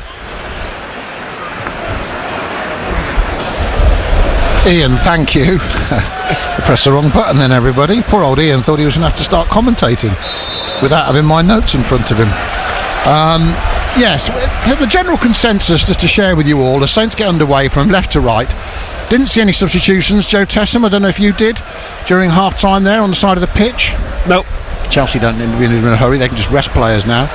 They're 3-1 up, they're attacking already, playing from right to left. Here's Madueke, was heavily involved in the first half. Corner of the penalty area, gets it to Palmer, made a good run in behind. Chelsea trying to finish Saints off here early in the second half, I think. Lovely cross to Palmer, back post, and Felix has headed it wide from 7 or 8 yards out in front of goal, just had to pick his spot. It's a lovely pullback from Cole Palmer, inviting him to score, and he's missed a sitter. And Saints, seconds into the second half, get away with not going 4-1 down. And too passive again, Adam. First you have Palmer in the right position, then you let him turn, let him have a touch, crosses it with his right foot. Felix tried to just slot it in the back corner. It was the right idea, but he couldn't execute it, Adam. And again, too passive on that side. Manning is involved. I think James Reed was over there as well. And you just stand there and watch him do it, Adam, and that's the problem. So, in that first half, let me tell you that Saints had 55% of the possession, 56, but 14 shots from Chelsea. And there's a foul from Adam Armstrong. He's going to go into the book early in the second half. And Saints at the moment are looking ragged. I'm afraid to say they're looking a bit ill-disciplined. And Tony Harrington is booking Adam Armstrong, and that's a challenge of frustration from Adam Armstrong on Felix. No problem about it. What I'm annoyed about is that it's very similar to the one that didn't get a booking on Fernandes that was more dangerous, where Madueke aimed for his heel with these studs, and he didn't get booked for almost an identical challenge, but one that was actually more malicious. Yeah, I agree. This is my frustration. I understand why. Probably, I'm not stupid. I know that what Jack Stevens did was wrong. It was a very stupid thing to do from a corner when you're attacking as well, and you've got a chance to get back in the game, and you end up hurting your side like that. But the tackle on Fernandez's Achilles and his heel was far more violent than the pull of Cucurella's hair. Yeah. And then again, not even a yellow, and that one on Armstrong's a yellow, and it's not as bad as that one either. So I don't like the inconsistency. Cole Palmer tries to thread it through down the right. Good play from Ryan Manning. Skipped away from Palmer, and he's driving away as Enzo comes across to challenge. Manning's got past him as well. Eventually runs into the body of Caicedo, but the ball bounced kindly for Southampton. And Ryan Fraser can race down the left wing on the far side. Gusto asks for some support. Fraser gets it to Archer. Back to Fraser. And then the move slows up as the blue shirts of Chelsea get behind, and Fernandes tries to kickstart them in again. Fraser goes back to Manning. Infield to Aribo. If they don't want to keep going backwards here, Saints. And then eventually it's with Bree, and wait for the groans. Wood all the way back from that attack to Lumley. They've kept the ball, and then Lumley gets sarcastically applauded. And I'm upset for him, really annoyed for him, because he did so well against Brighton, and then tonight it's been a nightmare for him. I mean, no excuse for two or three of the mistakes Lumley's made, really, Joe. Just bad decisions at passing the ball to the wrong person at the wrong time. Yeah, but he also made some good saves there, Adam. Yeah, I know, that's what I mean. It's a bit like McCarthy the game before against Liverpool. Made some good saves, but some horrible mistakes. Yeah, and it's going to cost. Again, we discussed the hair pulling, Adam, and it's obviously in the rule book. It's clear you can't pull anyone's hair on the pitch, but. And the general rule from the press room, general thoughts of everyone else, which I do like to share with people when we come out for the second half. Most people I've spoken to in the press room, whether they're ex-players or other people in the media, is what on earth was he doing? Yeah, yes, it didn't hurt him, but it's a brain-dead thing to do. One ex-striker said to me, just what is he doing? He's the captain of the team. Why would he let his team down like that? Which is a fair point. That's the fair point, and Cucurella falls over like he's been punched in the head, which he hasn't, and that's the disappointing part with it. But it is in the rule book. The rule says it's you're not allowed to pull anyone's hair, and that's considered a violent conduct. Here's Madueke, played for Gusto into the penalty area, slips it to Palmer, and Lumley comes off his line. Palmer was offside anyway. But in the 50th minute, Chelsea threatening to carve Saints open twice already in this first 5 minutes of the second half. And here's the thing, right, Joe? I know that probably, I think Dragan Sulak is here because I can see the security man sat behind us, who's usually outside Dragan's box when he's here. So either Katerina or Dragan are here. But basically, if there's mutiny tonight in the crowd, because this goes even more pear-shaped, and as in Chelsea start laying on 6-7 goals and it starts going embarrassing, even though there's been lots of injuries and suspensions, even though Jack Stevens has, I think the pressure on Russell Martin will increase a lot after tonight. Yeah, and Chelsea hasn't slowed down. They are playing to attack at them. They go forward like they always have. That's their style of football. They they are brilliant at it because they have got brilliant players. Well, they've scored 2 goals a game on average in the Premier League already, as Walker-Peters will get onto the end of this ball as Aribo did well to hold off Caicedo. Fraser needs to stay on side. Archer's pulled away to Walker-Peters' left. Can he? Oh, he just needed to slot it between the 2 defenders, didn't he, Joe? Just to thread Archer in. They could have actually got themselves back in the game against the odds. Tony Harrington's got in the way of the Chelsea pass. Enzo's not happy. The referee then is going to pull the game back as Chelsea were trying to get on with it, so I guess Tony Harrington... Yeah, he drove forward after a layoff from Joe Reebon, lip it into our half and drove forward, and they tried to create the angle at him. So I think he tried the right thing, but kind of... But just had to find a pass, didn't he, between the 2 defenders to put Archer in behind them. And he just couldn't get that pass made. Here's Madueke again, right-hand corner of the penalty area. Faced by Ryan Fraser, drives him to the byline, dinks it to the back post. No one there, gambling in a blue shirt, but Walker-Peters couldn't take a chance with Cucurella behind him, and it goes out for a Chelsea corner on this near side, their left. They're attacking the goal that Lumley's defending away to my left at the chapel end. 51 minutes and 40 seconds. Saints 1, Chelsea 3, it says on the big boards. Chelsea in this second half, no changes. Remember, Jorgensen in goal on his Premier League debut. They made all sorts of changes, 7 to their team. 3 of the back 4 change. Gusto, Tosin, Disasi, the goal scorer, the first goal, and Cucurella, the only one remaining. Caicedo and Enzo started against Villa in the 3-0 win. Palmer as well, but then Felix, Madueke and Nkunku all coming in. And Nkunku scored, of course. Disasi scored and Madueke scored. 3 of the players you brought in. Sometimes when you're a manager, you got the touch. Here comes the corner from the left from Enzo Fernandez. Half cleared, back post. Oh, it's rocketed against the crossbar. Tosin almost scored again. He's hit the woodwork twice, the big centre-back. That one was a smashing shot. He hit right onto the crossbar. And, well, Saints survived somehow to 3-1. It's a great volley. It wasn't a crossbar. He smashed it against the post from about 8 yards out. He doesn't make any run. There's no marking him, and he's all by himself. And he just gets the ball and smashes it. And a little bit unlucky toss in there that it doesn't go in, Adam, but no marking, on his own, didn't make a run, just a good corner, long corner on the back post, and he picks it up on the first touch, and we got away with another one, Adam. And they created some chances, by the way. He hit the crossbar from the header in the first half from the corner, and he's hit the post with a shot from the corner, both from Enzo Fernandez. And Everton are 3-0 up against Wolves, by the way. Joe, everyone's getting a bit more distant from Southampton at the bottom of the table. Villa 2-0 up against Brentford. Watkins has got a second. 28 minutes gone, that's one of the 8:15 kickoffs. 54th minute here, it's 3-1 to Chelsea. They are comfortable, to say the least. Yeah, they're dominating. We can't get up, and we are one man short. No, it's not helping, is it? It's not helping. Here's Madueke in the box on the right, pulls it back to, I thought, Fernandez, and Palmer intercepted it. His ball across the penalty area is cleared away. Comes to Cucurella, roundly booed by everybody, and that's a lovely ball from Caicedo into Felix. Lovely dummy shot from Palmer.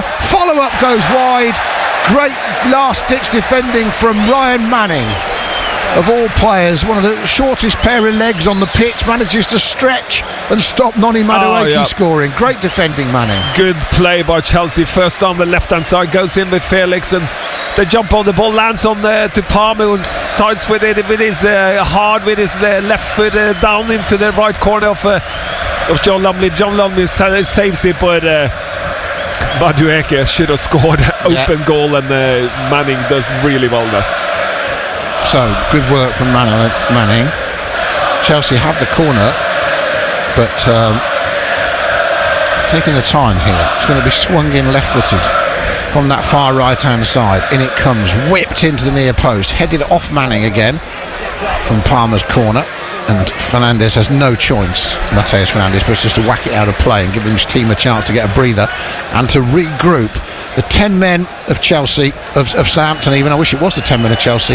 Yeah, that would have been better. Battling hard, but the 11 men of Chelsea are superior in every way at the moment, and they're thorough. The way they play as well, the style they play at, they make the extra man count because they move the ball fast, they move you around, they transition well, and they've got this one absolutely under control. Chelsea, they did win here a few years ago, by the way. Their last win here was in the Premier League was a 6-0 win, which I remember in April 2022. And if you weren't listening earlier, of course, Saints did a league double over Chelsea in their relegation season 2 seasons ago, which was remarkable considering they only won 6 games all season, but they beat Chelsea home and away.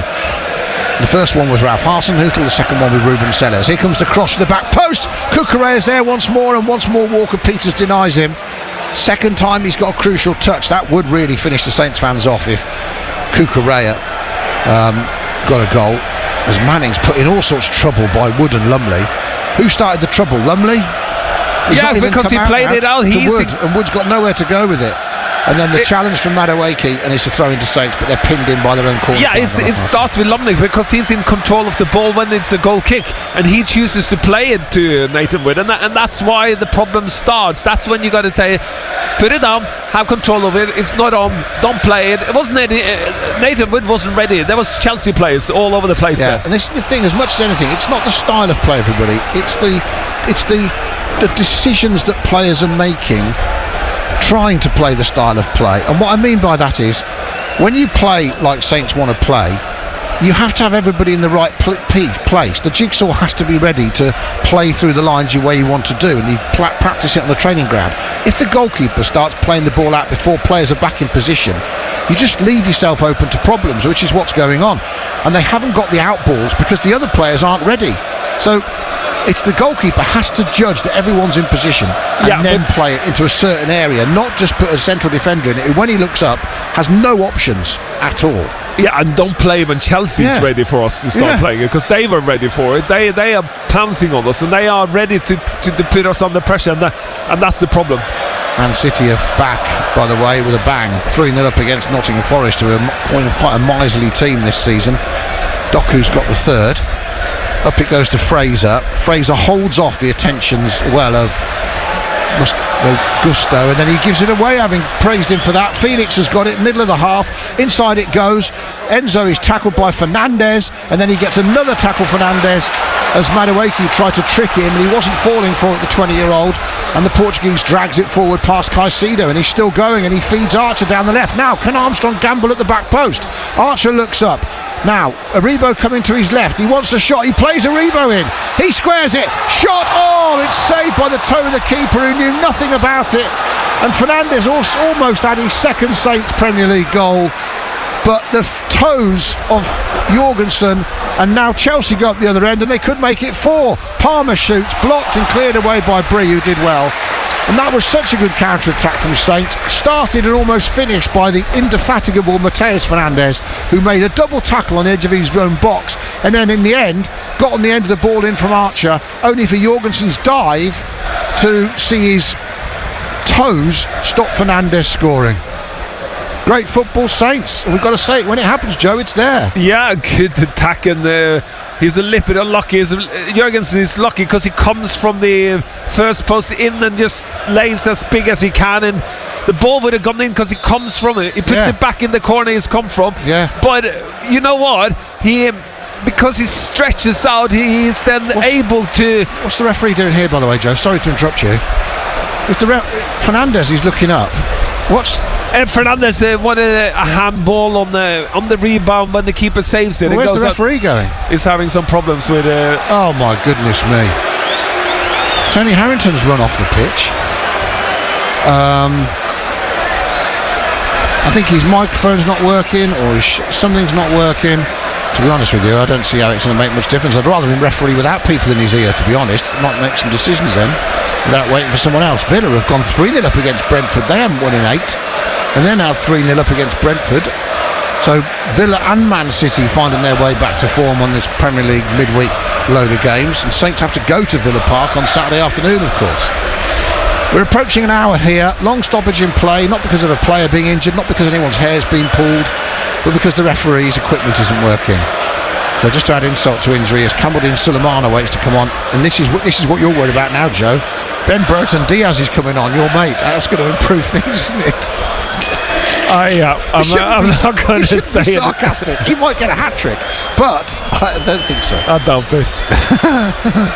Yeah, he hasn't had a good season. I'm only bringing it up because his season it started well against Newcastle, but since that he's been invisible. I mean, he's done so many strange things. It's been ever since he got Fabian Schär sent off, he's gone downhill. It's like that He does a lot of strange things on the football pitch, and that is why. Well, look, he does nothing on the football pitch is the other thing.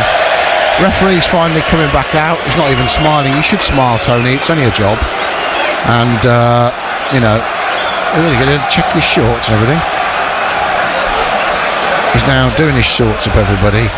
Could have done that, actually, when he was back by the tunnel. We didn't need to see him doing that. Meanwhile, Kamaldeen Sulemana and Ben Brereton Diaz are waiting to give Saints some much-needed fresh legs. In the 62nd minute here with 10 men. It's hard work in the rain as well. Is there a rule to never change on the a corner against Adam? Yeah, there is. Fraser's coming off. Written rules in the football that don't change when you got a corner, because then you got to sort out all the marking and things like that. And who's going off for Ben Brereton? Adam Armstrong. Adam Armstrong is going off, and Ryan Fraser went off for Sulemana. Yeah, I saw that one. Best friends swapping places, Adam Armstrong and Ben Brereton Diaz, and he needs to try and get himself some minutes and show he can play again at this level. Brereton Diaz, quite frankly. Adam Armstrong, frustrated, comes off the pitch again. Could have gambled a couple of times more from his position wide out and got into the 6-yard box. We think a couple of times.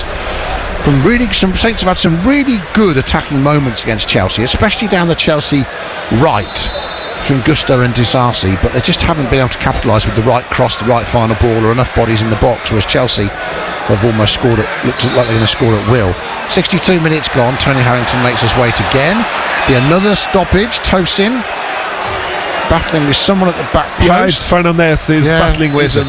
I like Fernandez. What a good lad he is. Not only is he incredibly polite and good to talk to, but he's feisty for a small kid, a young kid of 20. He's not afraid of anybody. Here comes Enzo with the corner from the left again. They've caused havoc all night, the Enzo Fernandez corners. Chelsea keep it in on the far side. Saints dealt with it. Comes back out and around. Infield it comes now to Malo Gusto.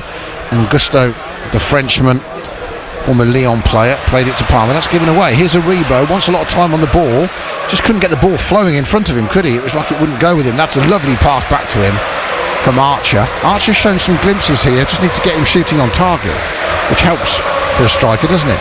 James Bree in his first Premier League start, he's driven well there down the middle of the pitch and flicked a lovely ball out. Sulemana's first touch will be to drive at Malo Gusto, step over, doesn't cross, then tries to cross and Gusto clears, and that's the frustration. So there we go, what we were talking about earlier, like Doku, just got round the byline, cross it like that from Fernandez, and Jorgensen comes off his line well, anticipated that well, the Danish keeper, and caught it. But in the face of adversity, young Mateus Fernandez is a player you'd want in the trenches with you, Joe. Oh, he is brilliant. I have to say, he tries. He unlucky from scoring. Jurgensen was a little bit unlucky with the save with his toes when he came from the corner. He put it in. He did everything right.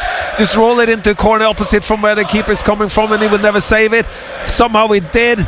Frustrated, but he keeps going, keeps battling, trying to do the right thing, trying to put crosses in, goes past players.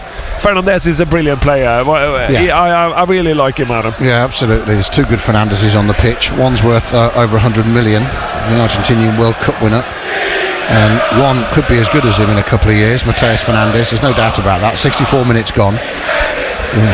And Enzo Fernandez passes it to Gusto. Out on the right hand side to Madueke, who's just been launching himself towards the Saints penalty area all night. That's a little mistake in the middle from Saints. It finds Cucurella, he chips it to the back post. Madueke, great save, Lumley with his feet.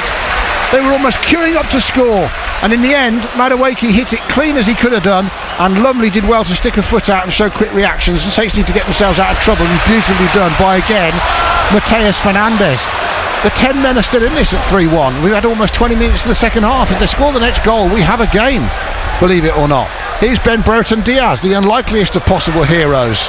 Twists and turns on the ball. He started on the right-hand side, finds Kyle Walker-Peters out on the right, wins the corner. That's Saints' best opportunities, I'd have thought, Joe, from set pieces now, just to come up with something good. And Lumley, having made his mistakes, like McCarthy against Liverpool, it's been a very similar night at St Mary's for Lumley, where he's made good saves and had horrible moments. Oh, that was a brilliant save on that shot from Madueke with his legs. He keeps it out, and good chip in by Cucurella after Palmer is involved again with kind of tying everything up and passing the ball into the right areas. Here comes the corner. Time. It's a short one. Sulemana gets it, receives it, plays it back to Manning. Still hasn't come in. Somebody needs to cross it. By the time Manning does, it hits a defender who's let to get too close. That was a waste of a set piece for Saints. When you've got corners and set pieces and you've got 10 men in, Joe, it's got to go into the penalty area. Here's a Rebo back out on the right hand side to Kamaldeen Sulemana. The big men are stood up from the back for the corner, so someone's got to put it into the box. And then when he does, Walker Peters, it's headed away easily because he's undercooked it. And 1, 2, 3, 4, 5, 6 blue shirts are up against 4 red ones at the moment as they try and break Chelsea, and that's good defending. And Saints get themselves out of that hole. Cameron Archer working hard inside his own half, did really well there because that could have been another nasty counter-attack from Saints' own corner, and then the pass from Walker Peters doesn't reach Brereton Diaz. And Chelsea take over on halfway as Cucurella intercepts it and gives it to João Felix. 66 minutes gone. Poor pass from Caicedo. Poor pass for a man of £115 million, that's for sure. Saints have it once more. Urgently, Matt Gill and Russell Martin trying to call someone over closer to the ball, or tell Sulemana to get wider. I can't work out which. Fernandes makes another tackle. Felix has gone past 2. Tackle from Rebo is good, but he's given the earlier foul on Felix, which is fair from the referee. Newcastle have retaken the lead against Liverpool through Anthony Gordon, so Liverpool have been flying, and on a big night at St James's Park, it's Newcastle 2, Liverpool 1. Everton 3-0 up against Wolves. Man City the same against Forest. Villa the same against Brentford, but that's in the first half still from 8:15, and it's still Arsenal 0, Man United 0 in the other 8:15 kick-off in the Premier League. Here it is 3-1 to Chelsea. It's been 3-1 to Chelsea since the 34th minute. And it's been 10 men for Saints since the 39th minute. Yeah, since Chelsea hasn't scored, we kind of still in the game. Like you said, Adam, it's just 1 goal in it. You would like to see what happens if we score another one. You would think that 10 against 11 and a good Chelsea side that wouldn't happen, but no, they've got to keep it going, Saints, because I think they're playing for the manager's future. If they fold, like we said at half time, Joe, if they were to fold like a pack of cards, he'd be under all sorts of pressure. If they can keep fighting for 3-1 with 10 men, or keep it competitive, then people will be more forgiving, won't they? Caicedo chips it towards the back post. That's beautiful. And then Gusto's volley back into the danger area was intercepted well by Manning, and it goes out for a throw-in on the far side. Chelsea again. But you know what I'm saying? If they stay compact, play some good football, like they're still trying to do with 10 men, by the way. They've still created some good moments in the last 10 minutes. Yeah, they have. They created 2 good opportunities, and one of them should have been a goal line. Fernandes' shot was unlucky. But we can say that about Chelsea as well. Yeah, they've hit the post. I know that, and everyone will go, well, Chelsea hit the post 4 times. But Chelsea attack, they are kind of still going forward. They are weak in the back, though. They are threatened in the back because they commit so many people forward. They're average in the back, and it should suit Saints. Here comes the cross from the right for Chelsea again.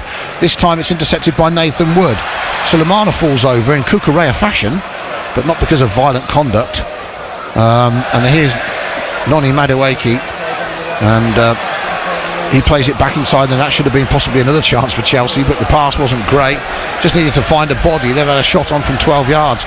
Saints tiring, of course. Into the last quarter of the game now on Solent Sport. Chelsea lead 3-1 on BBC Radio Solent, the home of live sport across the south.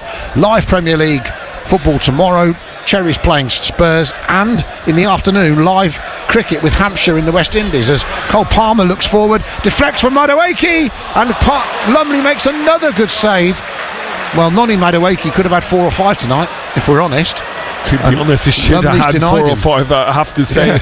Again, Joe Lumley, you made up for the mistake again. But Madueke's a bit casual with his finishing, isn't he? Yeah, a little bit casual with the finish, and the Carlton Palmer again involved in trying to feed it through. Now, Joe, I've got to intercept you there. Yeah. Carlton Palmer is a great one. That's going back a few years. He was before you. Hang on, guys. Did you ever play against Carlton Palmer? Don't know what world that was. I'm just watching Chelsea at the moment. He played for Saints as well, Carlton Palmer, but definitely before you. You're not that old, mate. Caicedo. I think I played against him. Yeah, he played for a few teams. Yeah. While they were working out what age you'd have been when you were playing in the Premier League around 2000. I remember him. Played for Sheffield I don't know why he came into my head, but well, it's a good one because it sounds like Cole Palmer anyway. Cole Palmer, yeah. It's just showing our age, really. It probably is. We know more about Carlton Palmer than Cole Palmer. So Chelsea playing it around inside the Saints half. But what I'm saying, he's involved in every time they go forward, keep the ball central.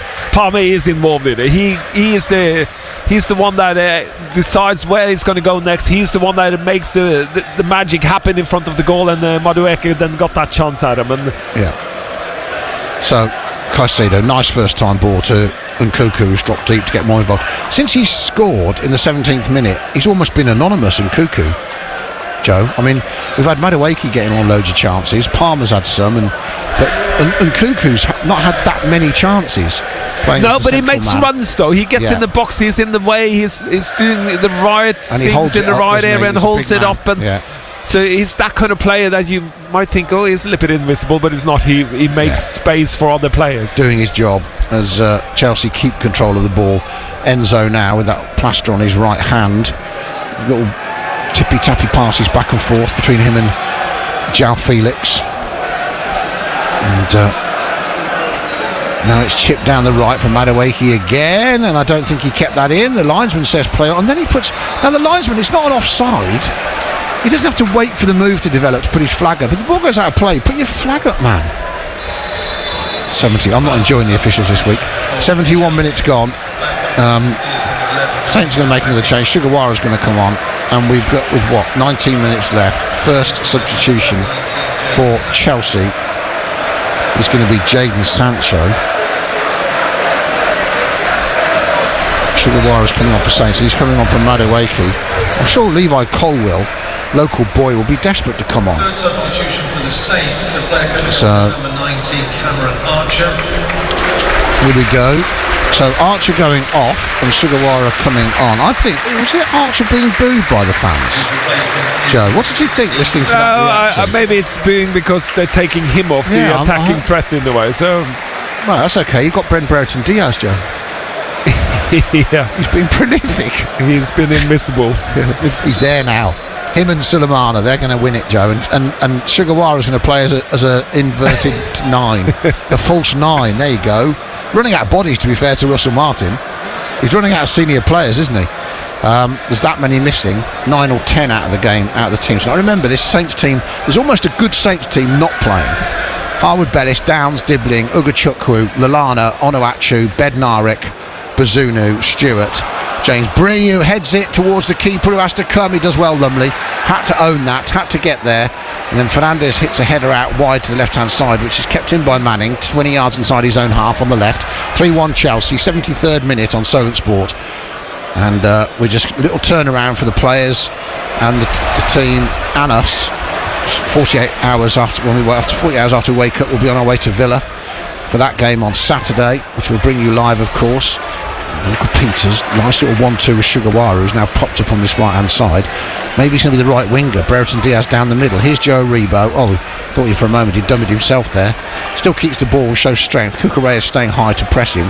Aribo scored Saints equaliser back in the 11th minute. And we didn't quite see what would happen since then. Aribo's eventually gone past him. Pass it to Fernandes. Good acceleration past his namesake. Over the centre circle. Out to his left he's got Sulemana. Now can he actually drive Sulemana and take a player on and make some trouble? Here he is in the box. Just slows it up. Goes back to Fernandes. Short ball to Manning. Where's Manning will cross the back post. Sugawara, is he onside? He is. Hooks it back into the 6-yard area, but behind Brereton Diaz. And then Walker Peters will try and get it back. And then the flag goes up for offside about 5. I mean, Joe, how late's that flag for offside? If that was for Sugawara, why didn't he blow it earlier? We've literally had the ball put into the box, cleared and played at the pitch, and then the flag's gone up. Could you not just play on in terms of Chelsea? From a Chelsea point of view, they had the ball, they wanted, they headed it out, they cleared it. Can you not just play on and leave Chelsea to play it? I've been aware the decision that one, but there we go. 75th minute. It's been that sort of night. It's been a strange start. Maybe it's an annoying red card. It really irritates me. But maybe I'm more irritated because of. Hang on, we've got a Saints fan on the pitch. We've got anarchy at St Mary's, chaos at St Mary's.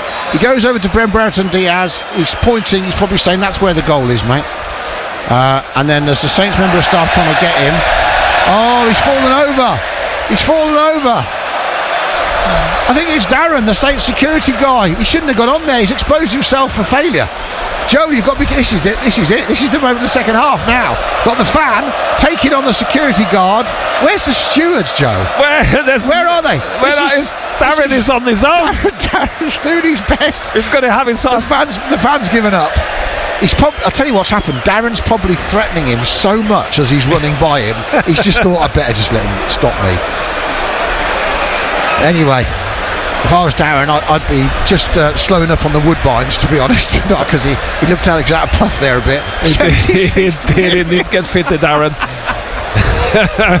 Oh, I'm not being funny, everyone, but when there's a bit of adversity, sometimes you've got to find a reason to smile, and that fan, whilst being idiot, has actually entertained us there. Now well done, everyone's noticed that he's off the pitch. There's finally some support for the Saints security man, who did well to jump on the pitch, actually, Joe, and try and deal with it. At least he manned up. Anyway, the game will convene. Kind of a bit strange, he was the only one. Yeah, I know, 76 minutes, Chelsea have it now as that messed up Saints concentration. Through to Nkunku, he's through on goal, lovely second touch, past Lumley, tapped in by Palmer, he scores, it rolled past everybody, Saints desperately tried to defend it, and Cole Palmer has his goal. 76 minutes gone, as soon as the fan has gone off the pitch, Saints concentration went, Chelsea scored, 4-1 they lead, game over. If it wasn't before, it probably was, but now it definitely is.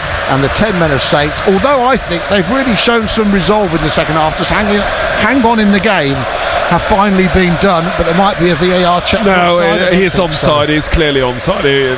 He puts it in, and Cole Palmer just runs in. Enzo puts a brilliant ball into Nkunku, makes a brilliant run, and that's where I just said he's just been in that area. He'll be annoyed on Nkunku because he was going to score. He'd actually rolled it past the defender and Joe Lumley with a lovely little touchback to his left foot, and then Palmer stabbed it home to take it off him. Probably would have gone in, but he had to help it because he could have interfered on that one. There is a question, and that's the question here, is that whether Manning was tackled from behind when Nkunku turns inside and kicks the ball, because he kicks it through Manning's legs. I don't know if that's going to be checked, Adam. Well, we had one of them on Sunday where the player kicked the back of the player, and it was a penalty, wasn't it? Yeah, and it was the Wolves keeper, and it didn't look like that against Bournemouth. And then you looked at it on a replay, you realised he kicked the back of Evan Nielsen, Jose Sarr, and it was a penalty. And if that's the same as Manning being kicked at the back as well, then that should be the same thing if there's any consistency in the game. Yeah, and when Nkunku runs through a brilliant ball from Enzo, and when he turns in, runs forward, turns like a little Cruyff inside, and then Manning gets on the right side, he kicks it through, he gets on the ball in the end, but he kicks it through the legs of Manning, and then it rolls towards the goal, and Cole Palmer, I'm getting it right now, Cole Palmer, Charlton Palmer has gone out of my head. You've done well, mate. I'm proud of you. Yeah, and puts it in and scored. Simple tap in, but it's been waiting to happen, Adam. And I think this is the right idea. Take people off and put some players on who needs game time. I agree. Russell Martin's done the right thing. He protected Mateus Fernandes. He's taken off James Bree, who I think's done well in a lot of adversity tonight. And there's a couple of Chelsea subs as well. They're going to make their second and third subs. Coming on for them, young Renato Veiga, the Portuguese. Cucurella, the villain of the piece, has gone off. Dewsbury Hall's come on. And Carlton Palmer going off. I like it. Well, what do you like? He's been good today, by the way. He's involved in everything that happens. Palmer, he's not bad, is he? He is central. He could have scored another goal. He sets up players. He passes it right. But it's not just the pass, it's his touch and the positivity he brings to the game. The weight of pass, not just the decision making, the weight of pass, which makes it so much better. He's got so much quality, that player. Yeah. We talk about, Joe, the factory that Man City and Chelsea have from their academy, and the way they farm them out, they sell them on, they make a business out of their academy. Look at all the Man City players that have come to Saints. But when you look at Cole Palmer, that's one they got wrong, isn't it? City would have been better in this last month if they had Cole Palmer in their squad, surely. I don't know what happened there, but I think he wanted to go. He wanted to go. Right. Good win back. Sorry, from Brereton Diaz. Walker Peters has it, right hand edge of the penalty area. Saints still coming on now. Can they actually get a shot away? Rebo's got it. Can he get the crossing? There's bodies in there. Gets to the byline, pulls it back, and it's cleared away by Dewsbury Hall with his first touch. The Chelsea player down injured. I think it's Moises Caicedo. And the ball goes out of play. We'll have a stoppage in play here. Yeah, so they got that one wrong, didn't they? That is for sure, with Cole Palmer. He'd have made them a better team, you feel. Yeah, maybe, but for him it was the right thing to do. And how he has grown, and Well, maybe at the time you're right. He couldn't see a way past, Bernardo Silva and Kevin De Bruyne, but they're in the 30s now, and I know he's not. Yeah, but he's I doing think well. I think Man City wanted to keep him. I think they tried to, but he wanted to go, and I said, I'm too good to wait for them. I want to go and play now. Yeah, I'm going to say it can't be about money, because City can throw as much as Chelsea at people, but obviously City decided that wasn't the way to go, and they have to make their money and balance their books, I guess, don't they, Joe? Because they have to come into PSR. Although some people say 115 charges mean they don't, but we'll see what happens with all that. At the back, Brereton Diaz trying to compete with Disasi, who gets it back to the goalkeeper Jorgensen. Disasi, who scored the early goal from the corner. We thought then it was going to be a bit of a rout, but Saints came back into it in the first half with Aribo's goal. But then Simpson Cuckoo got Chelsea's second in the 17th minute. It's been fairly one-way traffic. 3-1 by half-time, 10 men Saints by half-time. In the second half, Chelsea have had more and more chances. Well, Southampton have tried to fight it up. They tried, and Fernandes has been brilliant in midfield. We have tried. We haven't just sat back and parked the bus. We have gone forward. We tried to create opportunities. We created a couple of opportunities. Fernandes was the biggest one. But again, Chelsea is just a better football team, Adam. Yeah, I think they would have that, but where the Saints have been at full strength, it would have been Chelsea would have been hot favourites to win it, Joe, wouldn't they? Yeah. And what we wanted to see was the players battling and performing, and I think we've seen an element of that.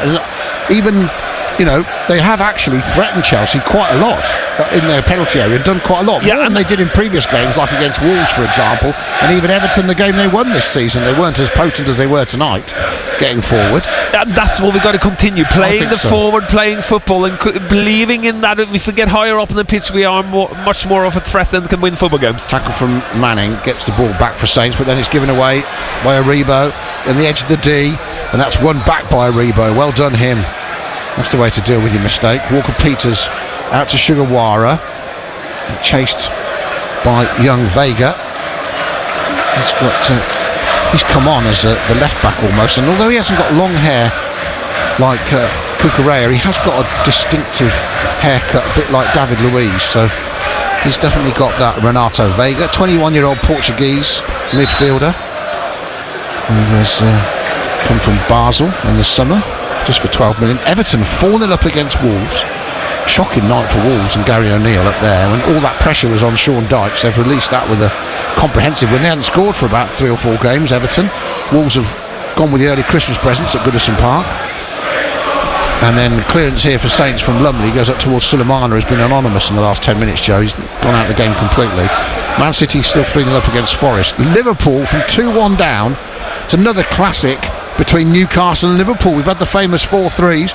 Now Mo Salah scored twice in the last 15 minutes. Liverpool 3-2 up at Newcastle. Those good games are usually at Anfield, but there's one there. It's 4-1 here to Chelsea. 7 minutes to go. They have possession, dominating possession against a tiring 10 men of Southampton. And Enzo Maresca being chanted by the Chelsea fans. Applauds them. The unassuming, quietly spoken former West Bromwich Albion midfielder, the Italian, has done a great job emerging as a manager like he has away from the Man City base that he was in. Done terrific. Maybe Man City have missed him, Joe. Who knows? He was key for them. They didn't do too bad last season, though. Chelsea moving the ball from right to left, midway inside the Saints half. João Felix getting a good run out tonight. They've almost got a midweek team, Chelsea, and a Premier League Saturday team. When we've seen a lot of midweek it might teams. not be a bad idea if you've got this many good players. Well, when they come in as well, from having played in the Conference League and the League Cups, they've been midweek action almost every week with the European competition. So those players aren't rusty or out of game form. They're literally playing as much as the guys who are starting in the Premier League, because they're both playing a game a week. It's a fantastic position to be in with rotation. Yeah, well, if it works and the players can be a boredom with it, and they look like they are. The Chelsea that we've seen this season is a different Chelsea. Well, even the most begrudging footballer knows there's only 11 places in a team, and anyone that signs for Chelsea knows they've got about 40 first-team players. So you know it's going to be like that. And the ones that have fought to get into the squad, as they win a corner here, they take short on the far side, have responded well to Maresca, who's put out real clear boundaries about the players who are involved. Gusto to the byline, pulls it back. Good defending in the end from Ronnie Edwards, having just come off. We went with the runner and stopped Nkunku getting another goal. So and that's another one. The Saints player Ronnie Edwards, who gets the run out in the first team in the Premier League game. His debut in the Premier League. We haven't talked about that, which is it's the right time to do it because you are. Yeah, the game's gone. The game is gone. You're losing. Get him on. Get some game time for the future, for growing up and learning and playing against a good Chelsea team. So what you've actually perfect got experience. is the two centre backs that hadn't played a Premier League minute in their lives, Nathan Wood and Ronnie Edwards, both out there together, with Manning almost as the third centre back, Sugawara at left back, Walker Peters at right back. Lumley clears. The rain still teeming down here on what has been a pretty damp night all round, as Brereton Diaz tries to keep the ball in, gets fouled by Young Vega. Cheap free kick to give away, and Saints will have that free kick on the right hand side. So Wood hadn't played it ever in the Premier League. He started the game. Not been an easy one, has it, against Chelsea's star-studded front four. And Edwards has come on for some experience, and that's what you have to do. And that Saints squad is being stretched to the hilt tonight. Yeah, and Charlie Taylor gets some minutes as well on the pitch. He needs that as well. He hasn't had any minutes since Bournemouth, I don't think. Leicester. Sulemana, only his second appearance since earlier in the season. Leicester and Bournemouth, and then here comes Gusto, plays it forward down the right hand side. This is another wide chance for Chelsea, and that is 5-1, and this time it's blasted in by Jadon Sancho, right hand side of the penalty area, and that's a little bit unfortunate for Saints. It's just put another bad marker on the game and taken it away. They will feel they fully deserve at least 5-1.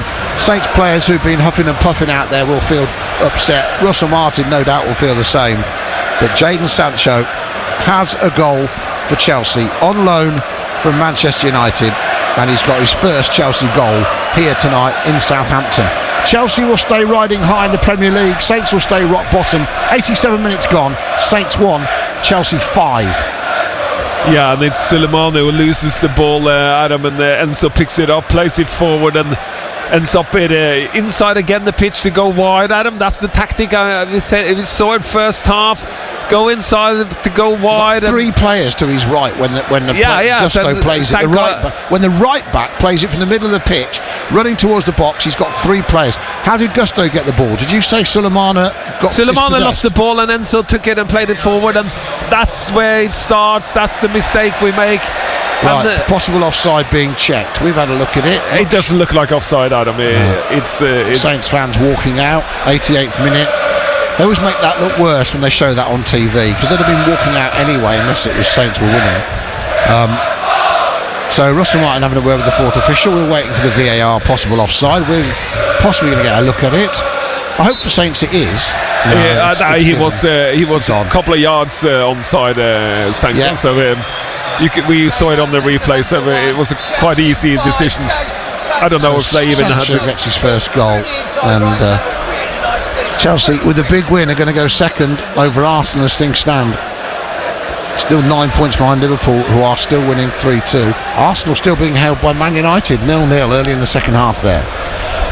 So here it's all over, Joe. I mean, we expected a bit of a rout, a bit of a problem with Saints having so many injuries, and we didn't see it quite panning out like this. I'm sort of torn as to how to feel. We'll talk about this on our episode on BBC Sounds later of Going Home with Adam and Joe. Just remember, everybody, please, if you search or just ask your smart speaker to play Southampton FC on BBC Sounds, you come to our content where we put Going Home with Adam and Joe, Saints and Sinners, the interviews as well, or look at it on the BBC Sounds app. There is a dedicated Southampton feed there for you, which you can subscribe to, and if you get push notifications on whenever we deliver an episode, like an hour or two after a game, it'll pop up on your phone, so at least you'll know you can get, especially if you're going home from an away game, you can get Going Home with Adam and Joe as part of your journey back, which is what we try and do, and it's why we try and do it like we do, to make it as relevant as possible and as fresh as possible. Chelsea have it, and on it I haven't decided how I'm going to feel about this Saints performance yet, because it's been a strange one, and really not helped by Jack Stevens ultimately. No, but I got to be honest, Chelsea is a different beast. They are a different level to what we are, and they showed that after the 1-1 situation. They stepped it up and they become a good team, and you can see that they were creating chances, opportunities all over the place, played some brilliant football in, like we said, into the middle, let it go wide, and created, and obviously they pounced on us when we made the mistakes. Well, I get that, but also what I'm saying is, for me, Saints attacking wise actually have hurt Chelsea a lot at times. Just haven't tested Jorgensen enough, and even with 10 men, Fernandes thought he'd got a second to get them back in it at 3-2. That was like on the hour, so they were still competitive then, Joe. It's just the last 10 minutes it's gone past them as Felix turns it back inside and Walker-Peters clears. I mean, it's been all Chelsea for the last 10 minutes, hasn't it, since all the substitutions? It has.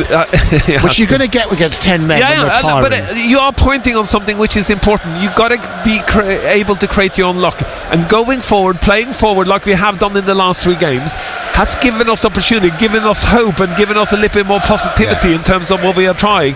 Yes, we are getting slaughtered here by Chelsea, and it's normal when you are one man short. Here's a ball chip forward for Nkunku, and Lumley gets out. But again, if you're the manager, what are you supposed to do about individual mistakes like Joe Lumley's tonight, passing it to Walker-Peters in trouble, and to what are you supposed to do? I don't ever buy into the fact that he wouldn't be allowed to clear it if he wanted to. That's not true. He's tried to play the way they are ambitious to play, but the players have to make the right decisions. And if you never play it to a player who's got a man in his back who can't see him there and put him in trouble, whether you're trying to play passing the ball or not, you just don't do that in football, do you? So it's a funny one for me. I feel like there's been, like Brighton, I feel there's been enough positives to make me think they can improve, but then I don't know what to think when they've been down to 10 men. It's hard to judge anything. That's the thing, isn't it, about tonight? If it was 11 and there hadn't been all the changes to get players rested, and if it had been 11v11 and Chelsea were 5-1, 6-1 up, then you'd be more disappointed, wouldn't you? It's because it's been 10 since the 39th minute. It feels like of course it has an impact on being 10 against 11. So it's hard to judge, is what I'm saying. Of course it is. And you would think a quality team like Chelsea, being one man more on the pitch, would dominate it, and they have. So that's the logic in it. Yes, that's what I mean. It's hard to judge how I feel about the game, because it doesn't feel like I've been able to judge a match that's been how it was going to pan out. But 92 minutes gone here. How much stoppage time is there, Joe? I don't know. Well, we missed it. It's at 5-1. We've lost so much interest, we didn't even look at the board. It's 6 minutes. Ian Wilding is on the ball, like he will be with you through to 10 o'clock. Well, I'm getting reaction. It's just gone 9:20. Chelsea lead Saints 5-1 on BBC Radio Solent. We've got 3.5 minutes left. That looks offside to me. And the ball gets crossed by Chelsea off the post. The flag still hasn't gone up. Oh, now it has. Jeez, we can't even play the game. So we've got so much to talk about later on Going Home with Adam and Joe, and I'd love your opinion, Saints fans, on this game, on what Jack Stevens did, on the fact that counts as violent conduct, on any positives you're trying. I mean, I'll always try and find positives, that's my nature. You might not be feeling the same. On WhatsApp, put Solent as a first word, 08000 321 333, please. Text us 81333, putting Solent as the first word, or it's easier on X at Solent Sport. Get your thoughts into Ian and Joe. You can rant as much as you like. Get your messages in, your thoughts in those ways. 08000 321 333 on WhatsApp. As Chelsea do some defending, Sugawara tried to get in from Brereton Diaz, but he was offside. Because you've got till 10 o'clock. I'll get reaction. How do you judge this Saints performance? If you're Russell Martin, do you have to give someone else the captain's armband after your captain gets sent off twice, or does that upset the dressing room? There's plenty for us to talk about later, and for you to discuss now, ahead of a trip to Villa on Saturday, of course. Joe, we're not short of things to talk about. Chelsea go over the top. Lovely ball lifted over the top by Caicedo. He's got Jadon Sancho out there wide on the right wing. Red shirt's gone. Poor pass from Sancho. He's not got an excuse. He's been on the pitch 10 minutes. And Manning, who's really tried his hardest out there tonight in trying circumstances against Noni Madueke, gets it back, and then Lumley clears. Chelsea pick it up on halfway. We need the referee to blow his whistle, really. I don't want more than 5, Joe. No, it should be a rule that you can stop the game. Yeah, just put them out of the misery. Yeah, so that's what we need. I'm sure we'll get it. And I find it very hard to know how to feel about this game. 95th minute, over the top again, and Nkunku the target. He nods it down. He's very unselfish, Nkunku. Tried to find Vega. Walker-Peters gets it. He's got Sugawara making up ground on his right. He's approaching halfway. We're in the last 15 seconds. It won't happen, but I love it if Saints would get a goal before the game finishes. And the ball goes out to Suleiman. Now, one-on-one with Malo Gusto. comes back. He lost the ball for the 5th goal, as you said, and then he didn't even track back to win it back, Joe. With his pace, he could have caught the player up. I don't think so. He was too far up, and Chelsea played really quickly forward. Okay. I don't think he would have been able to. But he's played it back now towards the keeper and put him in trouble from 40 yards away. But I'd like him to actually take the full back on, kick it past him. He's got half a pitch of space there, half a football pitch, and he's really fast. Why doesn't he line Gusto up, tow it, and then just go? Yeah, but he doesn't look fast anymore, Adam. What's the problem? Yeah, what's the problem? And I think when you play against him, you think, I can deal with him. Every touch he's had almost, apart from a couple out on the left wing earlier when he could have got the cross in when he first came on, but checked back onto his right foot, Joe. And again, that's another one of my pet peeves with him. He's just facing his own goal when he plays the pass. Chelsea go back to their goalkeeper. We've had nearly the 6 minutes of allowed time. Arsenal have taken the lead against Manchester United through Julian Timber. It's good, he's in my fantasy team. Tony Harrington, who sent off Jack Stevens in the 39th minute, blows the whistle, and that's the first time for a while we've heard boos around St Mary's from those fans who are actually left in the stadium on this game against Chelsea. Saints have been comprehensively beaten as Newcastle get a 3rd equaliser against Liverpool late on in that game. Fabian Schär in the 90th minute. But here at St Mary's, it is another defeat for Saints at the bottom of the table. It is their 11th defeat in 14 games in the Premier League this season. Still only the 1 win. They went into the night hugely depleted, with key players missing, and boy did it show up tonight against a class Chelsea side who've outplayed them throughout the night and could have had many more goals than the 5 they actually scored. At the other end, Saints had their chances. Aribo levelled things up in the 11th minute. Fernandes thought he'd scored on the hour, and there was a chance as well just after the half-hour mark when Archer made a great break. But while Saints got in behind Chelsea on a number of occasions, the final ball was never of the quality needed, or there weren't enough players in the box to take advantage of the break they were on. And in the end, it got harder and harder, and Stevens sending off and pulling Cucurella's hair will get him another lengthy ban, and Saints have to go back to the drawing board after an encouraging game against Brighton last Friday night. It feels like they're back to square one after a hammering from Chelsea tonight. It has finished here at St Mary's. Reaction to come. Get your thoughts in between now and 10 o'clock to Joe and Ian. Full time, Saints 1, Chelsea 5. This is BBC Radio Solent Sport.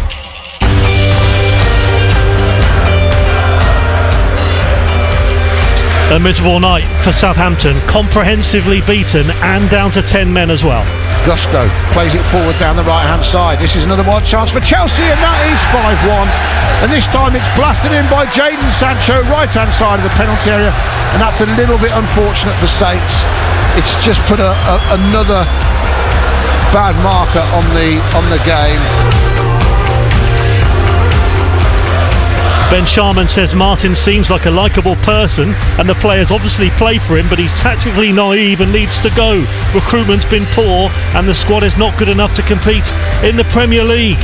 Stevens has to be stripped of the captaincy, says this texter. Thrown the manager, coaching staff, the players, some of whom are getting their chance tonight, under the bus. Name me another PL captain who would act like he has this season. We want to hear from you between now and 10. Loads of reaction to come. I'll be speaking to Joe Tesson very shortly. 81333 on the text. Solent your first word.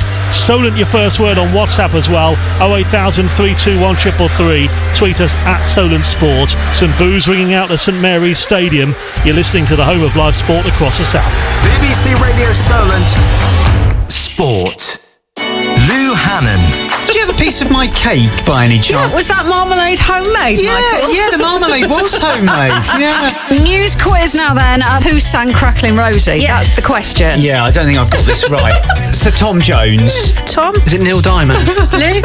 Is it Neil Diamond? It's Neil Diamond. Oh. Yeah.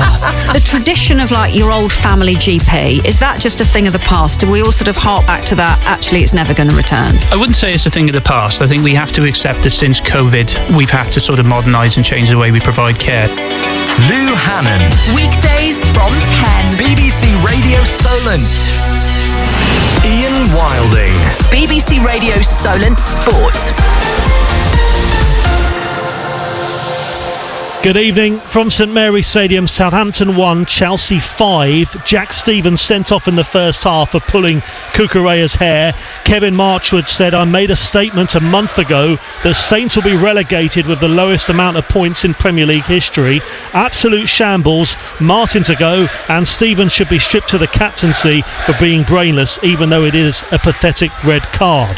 Kevin in Germany, maybe things keep on going wrong for our Saints because they're just not good enough for this level in terms of everything. Today seems to be a particular bad day for our Saints. If we had lost enough players already in the squad, we've just lost Stevens from the back line too. Does Joe fancy putting on his kit again? Despite the big squad, he says it looks like he may be needed. I think at this rate, Joe may well be putting his kit on again at the grand old age of 50 something or other. Let's bring in Joe Tessam. Let's bring in Joe Tessam here at St Mary's Stadium after that 5-1 defeat. Joe, you want to say something there in your defence? And I said 50 something or other. Hey, can't give my age away. I'm 30 something. Yeah, exactly. Yeah, you've been 30 something for a number of years now. I don't think I'm too old for playing football. Yeah, let's be honest. Yeah. 52 according to Google, but Google's not always right, so that might be wrong. Yeah, Google is always wrong. We've got to go with that. No, unfortunately I am 52. That's just the way it is. There we go. I don't mind. It's all right. You're good for 52, that's for sure. What about for tonight then? I mean, it's just been a miserable night, isn't it? Riva getting that equaliser. Apart from that, it's been miserable from start to finish. Yeah, I think a lot of what we have seen today, if there is anything we can point the finger, is that firstly, Russell Martin was forced into a lot of his changes today because of yellow cards. And what have we seen? The people and the players that has come in, he's been forced to do this, so let's bear that in mind. He's been forced to, but it shows that the quality in the squad isn't as good as Chelsea. Nowhere near the level of Chelsea, and that is the problem. That is the worst problem you can have as a football club. You are playing with players who probably aren't good enough for this level, and today you can see a Chelsea side that looked like they were playing in a different league. And I know we played most of the game with 10 men. I know that. I agree. I got to hold my hand up. I thought it irritated me because the whole situation with Jack Stevens, unnecessary to do. Let's put that clear. I agree with everyone there. It's the rule. The rule is you can't pull anyone's hair. Jack Stevens knows that. He should never have done that. And I, as ridiculous how Cucurella reacted to it, it's the rule, and that's what we got to go with. But it irritates me. The whole situation is just why is that? Like we said, with Fernandes gets stepped down his Achilles, and it's nothing, and that leads to. And I wish they could look at Cucurella and see his reaction. See how he reacted to Jack Stevens. Kind of noisily pulled his head a little bit, like he was hit in the head. And that doesn't get looked because he's trying to get him sent off as well. But yet again, Jack Stevens is fully responsible for that situation, and it wasn't any need. And you know there are cameras here. You can't get away with anything anymore. So just we got to put it fully on Jack Stevens. He's captain. He should know how to behave on the football pitch. And truly agree with a lot of the criticism that comes towards him. That's not how a captain should behave on the football pitch. He should be a good example and help his teammates. Today he let his teammates down. Including Kingston Phil, who says just leave Russell and take Stevens with you. Texter here says if a manager can be sacked, why can't we sack a player, says Buzz from 4 marks. Jack Stevens has let his club down too many times. Forget stripping him of captaincy. Get rid of him.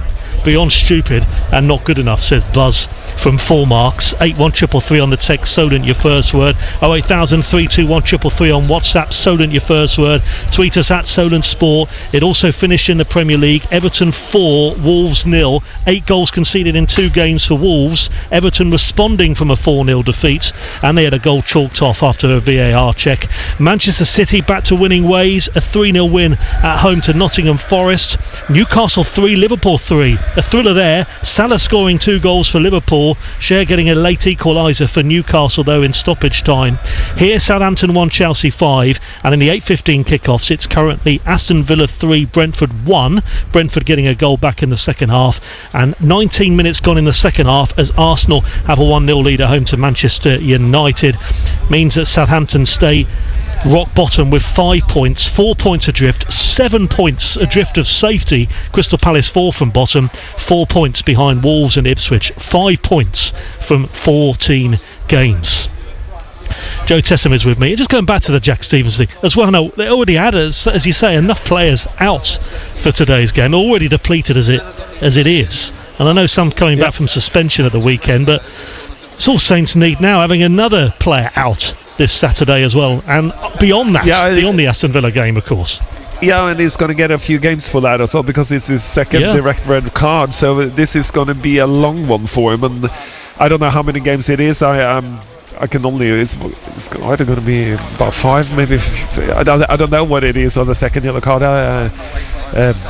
We got to look it up, but this is the stupid situation. We have got players coming back next on Saturday when we play Villa, so that helps. But again, when you are in a rhythm and Ben Narek is injured and Jack Stevens played well against Brighton, and then you let yourself down like this and doing the stupid stuff which doesn't belong in football in my eyes. But so it is a problem, and you read out the table now. I would like to bring that up. I think we just need to get away from looking at it and just focus on one thing at a time, one game at a time, and don't even start thinking about how many points we are away from safety. We are rock bottom. We have the least point in probably in history of the club of being in the Premier League of any. It's turning into probably any football club in the Premier League, and that is the worrying bit. And where do we go from there? That is the problem. And I just think we need to focus on where we are. What can we do? What can we do different? Can we fight it through? Can we find changes? And that's where Russell Martin needs to go into that box, because what we are doing is not working. He's asking his players. Today we made a mistake on the corner. That can happen. You can point it out who is not marking the player that scores. The second one is because that's the football he wants to play, and we make players who aren't good enough to play that football, and we've seen that several times. I mean, we did it a couple of times first half. What he has improved, because there are some positives there, what he has improved is the way we go forward. We have now started playing forward. We play a lot quicker forward, but the problem is when you expose yourself going forward, we struggle to deal with, and that's the quality of the players we got, and especially in the back four now with a lot of substitutes coming in. So it's finding that balance, but we are at least going forward and creating opportunities, even with 10 men. Fernandez Jørgensen had a fantastic save on the Fernandez drive, and the cross that came down from James Bree on the side. And so we are going forward. We're going somewhere, but that kind of small side of the tippy-tappy football we have done, that has cost us so many goals already. We need to get away from it. Solent Sport, we'll try and hear from Russell Martin, the Saints manager, between now and 10, and a player. Whatever happens, all going up on Sounds. You can subscribe to our Southampton page on the BBC Sounds app for all your digital uploads and podcasts and interviews, and as soon as they're up you'll get a notification as soon as they're uploaded. That includes our latest BBC Sounds episode of Going Home with Adam and Joe. That'll be on the way for you later tonight. Plenty to discuss between Alan Blackmore and Joe Tessam. Ken in Ashurst says Adam hit the nail on the head when he said there's no consistency with the refereeing or VAR. The same incident can happen in 2 different matches with different outcomes, and until that's resolved, then the Premier League remains a joke. Another one here says the one positive tonight is that Wood had a good game. Martin has got to go now. Stevens needs to be booted out of the club. Shocking player. Why do our supporters have to put up with this schoolboy way of playing, says Goldie. I've got rid of that Premier League off my tabs now on the computer, Joe, so I won't look at the Premier League table now between now and 10 o'clock tonight, which is probably just as well. But Joe Goldie there is talking about Wood there, about making he thinks that's the one positive tonight. What do you make of that one, Joe? I'm glad you got the table down, because I can see your computer from where I'm sat, and I don't want to look at it either. It's gone. Did a good game. He's not really involved in any of the goals in the way. He's not making any big mistakes. He's got his first 90 minutes in the Premier League, and he should be happy with that. And I know sometimes it's like this. You got to learn to lose before you learn to win, and sometimes being on that end is going to make you stronger, or it's going to break you. But I think learning to lose first before you learn to win is a good way of getting there when you are a young player, because you got to get that hunger, you got to get that. Look at the Chelsea players, with all the young Chelsea players we've seen today, how hungry they are to go forward and do the right thing. Cole Palmer, how good isn't he in that area? And he looks so confident. He's like that.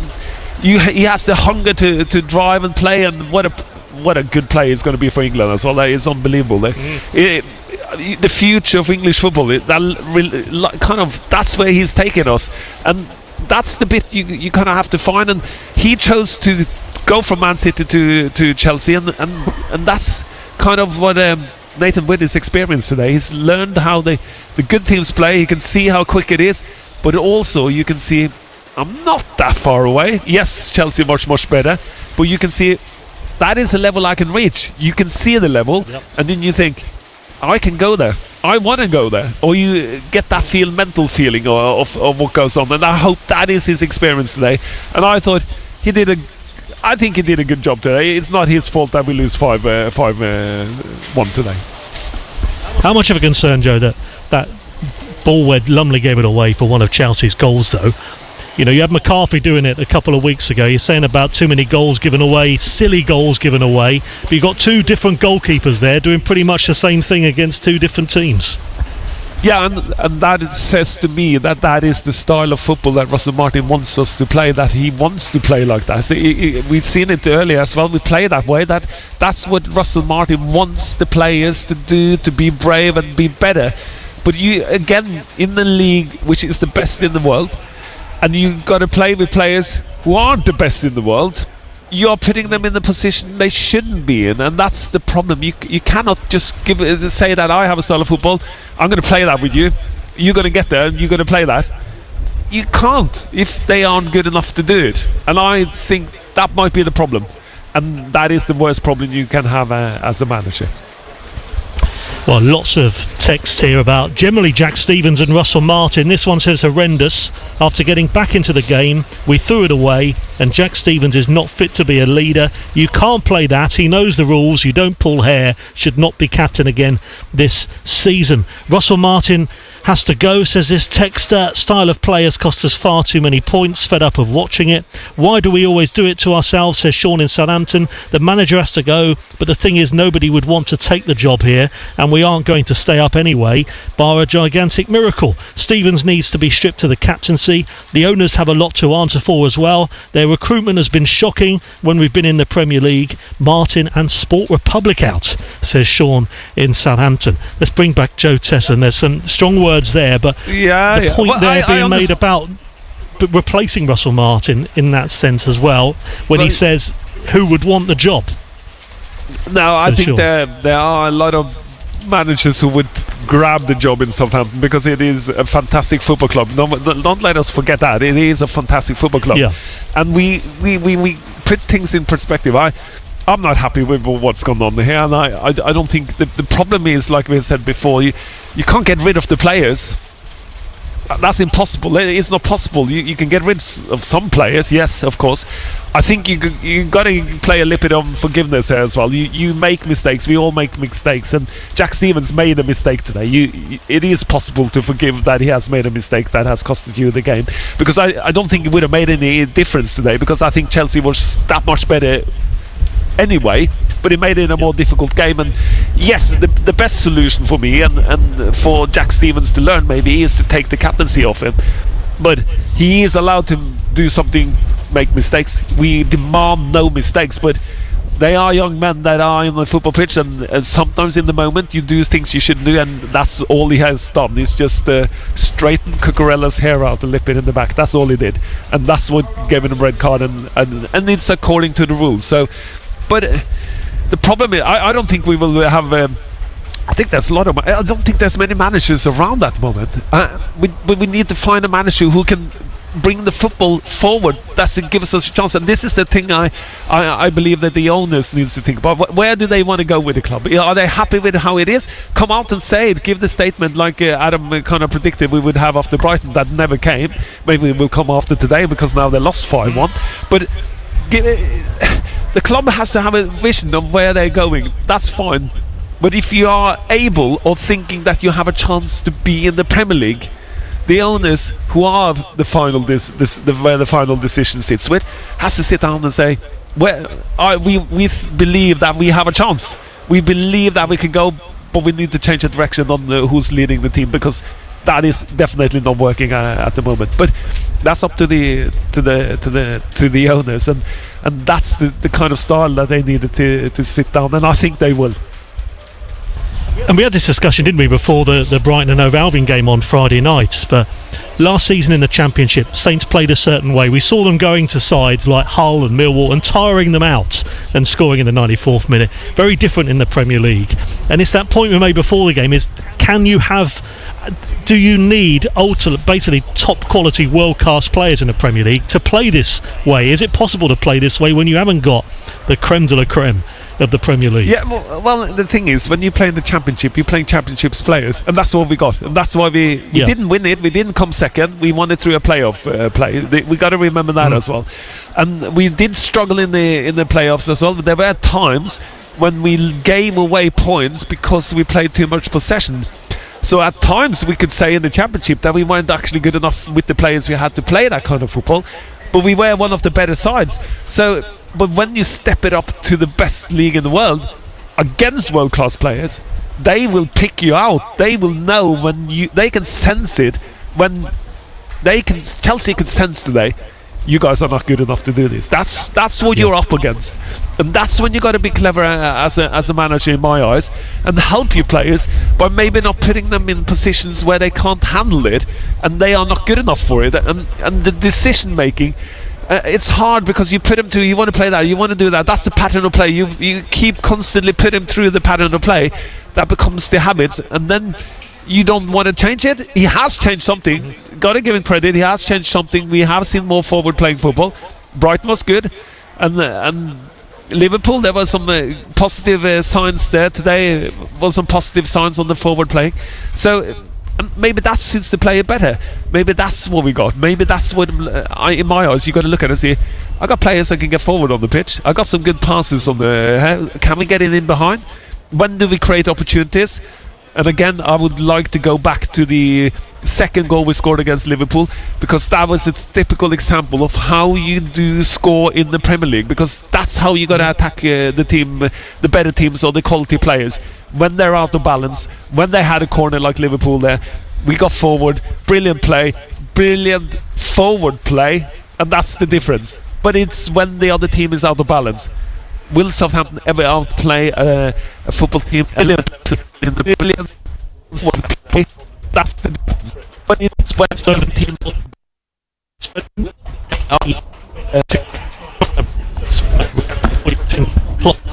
at 10 o'clock tonight, or before 10 I should say, with Russell Martin, the Saints manager. Asma Yunus is on the way with a late show from 10 o'clock this evening. Loads of text, tweets and WhatsApp messages coming in. 81333 on the text, Solent your first word. 08000 321 333 on WhatsApp. Again, make Solent your first word, or tweet us at Solent Sport. Saints Matt says RM has to go. Simon Young says it's becoming more and more difficult to defend the whole situation. You cannot keep doing the same thing and expect different results. And Vince Mark says so many quality managers available at the moment, no idea why we're sticking with Russell Martin. If it hasn't worked to now, it never will. What do you think? 81333 on the text, Solent your first word, and WhatsApp 08000 321 333, Solent your first word. Tweet us at Solent Sport. Yet another poor defensive display, and why, with all the cameras around the pitch, did Jack Stevens think he would get away with that? Should have the captaincy taken away from him. Russell Martin needs to realise we don't have the players to play this style, and can see us going down with the lowest points total in Premier League history, says Steve. I can tell you Russell Martin's only a couple of minutes away on Solent Sport, the Saints boss. But looking ahead now then, Joe, to Aston Villa, and as you mentioned there, the way that Southampton created that goal against Liverpool, that's how you got to attack the Aston Villa game, isn't it? Away from home, Aston Villa returning to winning ways tonight by the looks of things. You've got to go there surely and attack that and pump balls into the box, more so than Saints have been doing away from home this season. Yeah, and it looks like when we come down on the sides, and we did it a couple of times first half, but the crossing, the decision making on the crossing, and and Chelsea was so much better. And when they crossed it with a purpose. It was in the back post from certain areas. If you're too close to the touchline, chip on the back. And we tried to find the first person that run on the first post, and every time we did it, there was a Chelsea player there. So except for when Walker Peters and we scored our 1-1 goal, when he got forward and turned it inside and played it to Joe Reba. But that's the difference, because Chelsea, when they attack, and that's what you got to look at, how many more people haven't they got in the box when we attack? It's only one or maybe two, because players don't actually gamble enough, read the situation and run in before it happens. And that's the level we're playing at here. You know, Ryan Fraser come down the side, and you can see the forward pass, you can see he was in the position to cross, but you can sense that as a player. You sense that before that situation comes up for Ryan Fraser to cross it, and then you start running before it happens, and that puts you in a better position. And that's the quality that you got to have. But when he crossed it, there was no one there in behind, between the keeper and the defence. And when you saw Chelsea, when they were in the box, they went for it.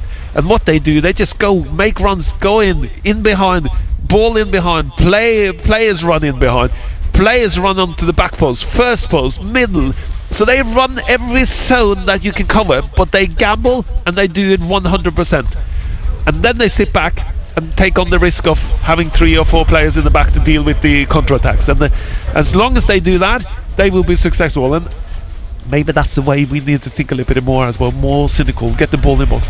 Maybe we need to get unfortunately Paul Nacho got injured, maybe we can get him in the box so we can start crossing and learning that to get the ball properly in the box, because we are struggling on that area. We are struggling to have enough players in the box, but we do get forward, so we've taken one step in the right direction. We are getting to crossing positions now, which for many games we didn't, and then we got to get to the next phase. Can we cross it properly? Can we have better runs and build it up to the level we need to be in the Premier League? But are we too late for this? That's the voice of Saint Summariser Joe Tessam. Are we too late for this? 81333 on the text, WhatsApp 08000 321 333. Solent, your first word for both, or tweet us at Solent Sport. Arsenal have extended their lead at home to Manchester United. 10 minutes to go in that one. Arsenal 2, Manchester United 0, and it's still Aston Villa 3, Brentford 1. We're reacting to Southampton 1, Chelsea 5. Jack Stevens sent off for Saints in the first half, and we can now hear from Saints boss Russell Martin, who's been speaking to Adam Blackmore. Russell, it was always going to be a difficult night, but it probably turned into a harder one than you'd hoped. Yeah, we started the game so well. We should be 1-0 up, and then we conceded a really poor goal. But honestly, at 11 it was game on. We had some big chances. They had some big chances, especially in transition. We're playing against a really good team, but I really liked so much of the performance. And then obviously Jack gets sent off and it completely changes things, and then we defend so resolutely and actually have big moments ourselves still. I really admired the lads' courage to keep going and willingness to run and defend properly. And of course we're playing against a top team who for so long with 10 men is difficult, but I'm really proud of the players for sticking at it. There was a period where you were making a lot of strides down their right, your left, getting in behind a number of times, just wanting the final ball to be better or for someone extra to get in the box. I think we've already had a look at, especially in the first half, 3 or 4 moments where we're there. We've got 2 players unmarked in the box and the final pass is not quite there. And the difference in quality their team and ours at the minute is there. They're really ruthless and when they get there, they really back themselves. So, but yeah, we were there a lot against a really good team, and we have to take the positives. We know that in reality there wasn't much that was actually violent about what Jack did, but he's a man you've shown a lot of faith in and backed a lot, and has he let you down tonight with that behaviour and let everyone down a bit? I think Jack would be more disappointed than anyone. Okay. With 10 men it was always going to be mightily hard, but at least they kept going. It was only the 4th goal really where it got away from you. Yeah, and we can see 2 late goals against a team that's top, like I said. The lads, I'm really grateful for their resilience, the courage to still try and play in moments, to defend, to counter, to run, to take the ball under pressure, to fight for each other. There's not a lack of that. I think everyone can see that in the stadium, and I think that's all we can ever ask. So let's put it in perspective. We're playing against one of the best teams in the league for an hour with 10 men, and the lads have absolutely stuck at it and given everything. They are fighting for each other. I feel like they've grown a lot. The team has grown a lot in the last 4 to 5 weeks, and we're missing 5 players that have probably been 5 of our most key and most important players. So if it wasn't hard enough at the start of the night, it got made harder, but the lads stuck at it, and I said to them, and now I'm grateful for that and I'm proud of them for that. Well, I'm glad you said that, because I've said I don't know quite how to react to that game because of the circumstances of it, but some people will still be going, well, it's not good enough, blah blah blah. What do you say to the people, because you're under pressure constantly? Yeah. Does that a night like that make it worse or the same?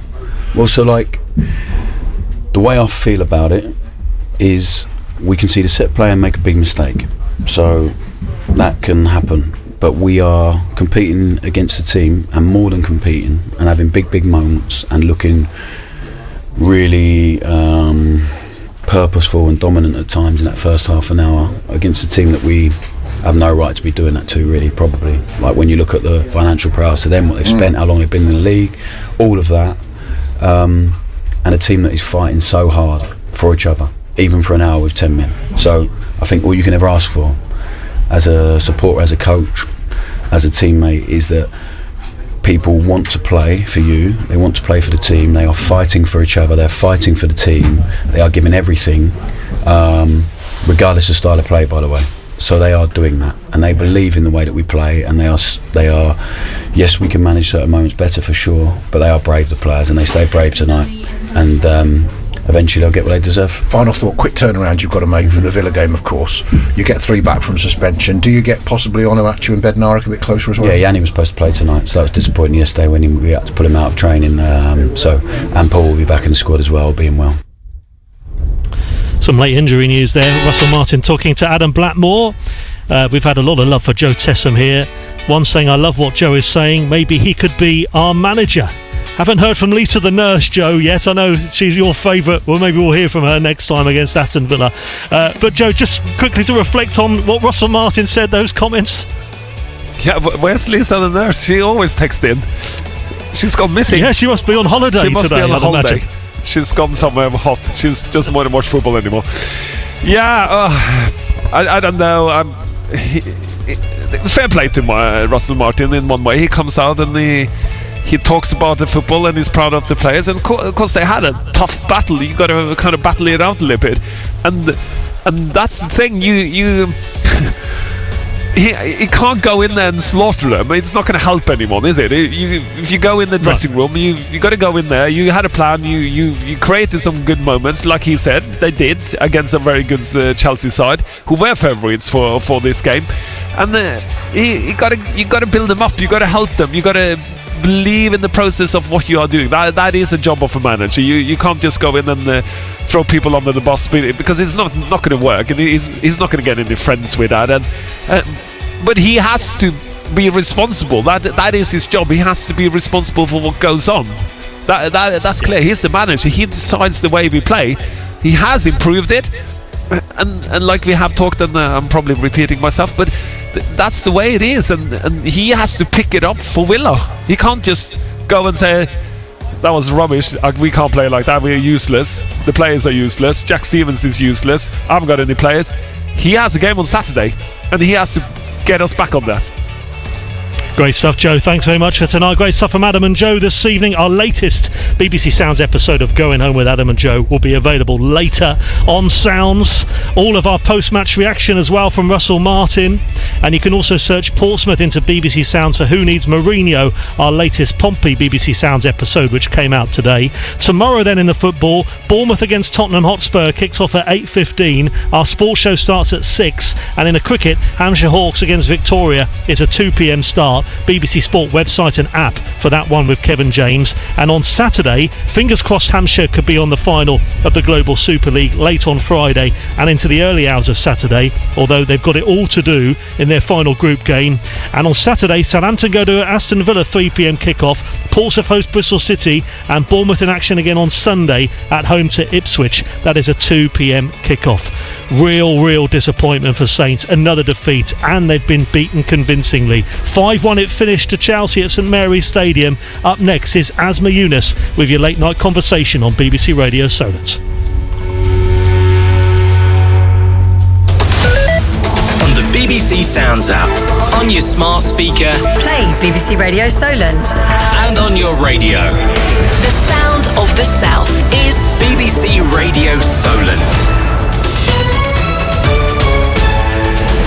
At 10 with the BBC News, I'm Tom Dunn. There's a fresh allegation against the MasterChef presenter Greg Wallace. The ghostwriter of his 2012 autobiography has claimed that he sexually harassed her. Shannon Kyle has told BBC Newsnight that Wallace answered the door wearing only a towel which he later dropped, made revolting and sickening sexualised suggestions to her and then touched her inappropriately. Lawyers representing Wallace say he denies that he engaged in any such behaviour. The National Crime Agency says it has arrested more than 70 people and seized £20 million in cash and digital currencies. It's after dismantling a huge Russian money laundering operation. It says the scheme was being used by the UK drugs market. Paul Foster, the Deputy Director at the NCA, explained the scale of the seizure. On one element, 20 million doesn't sound that much.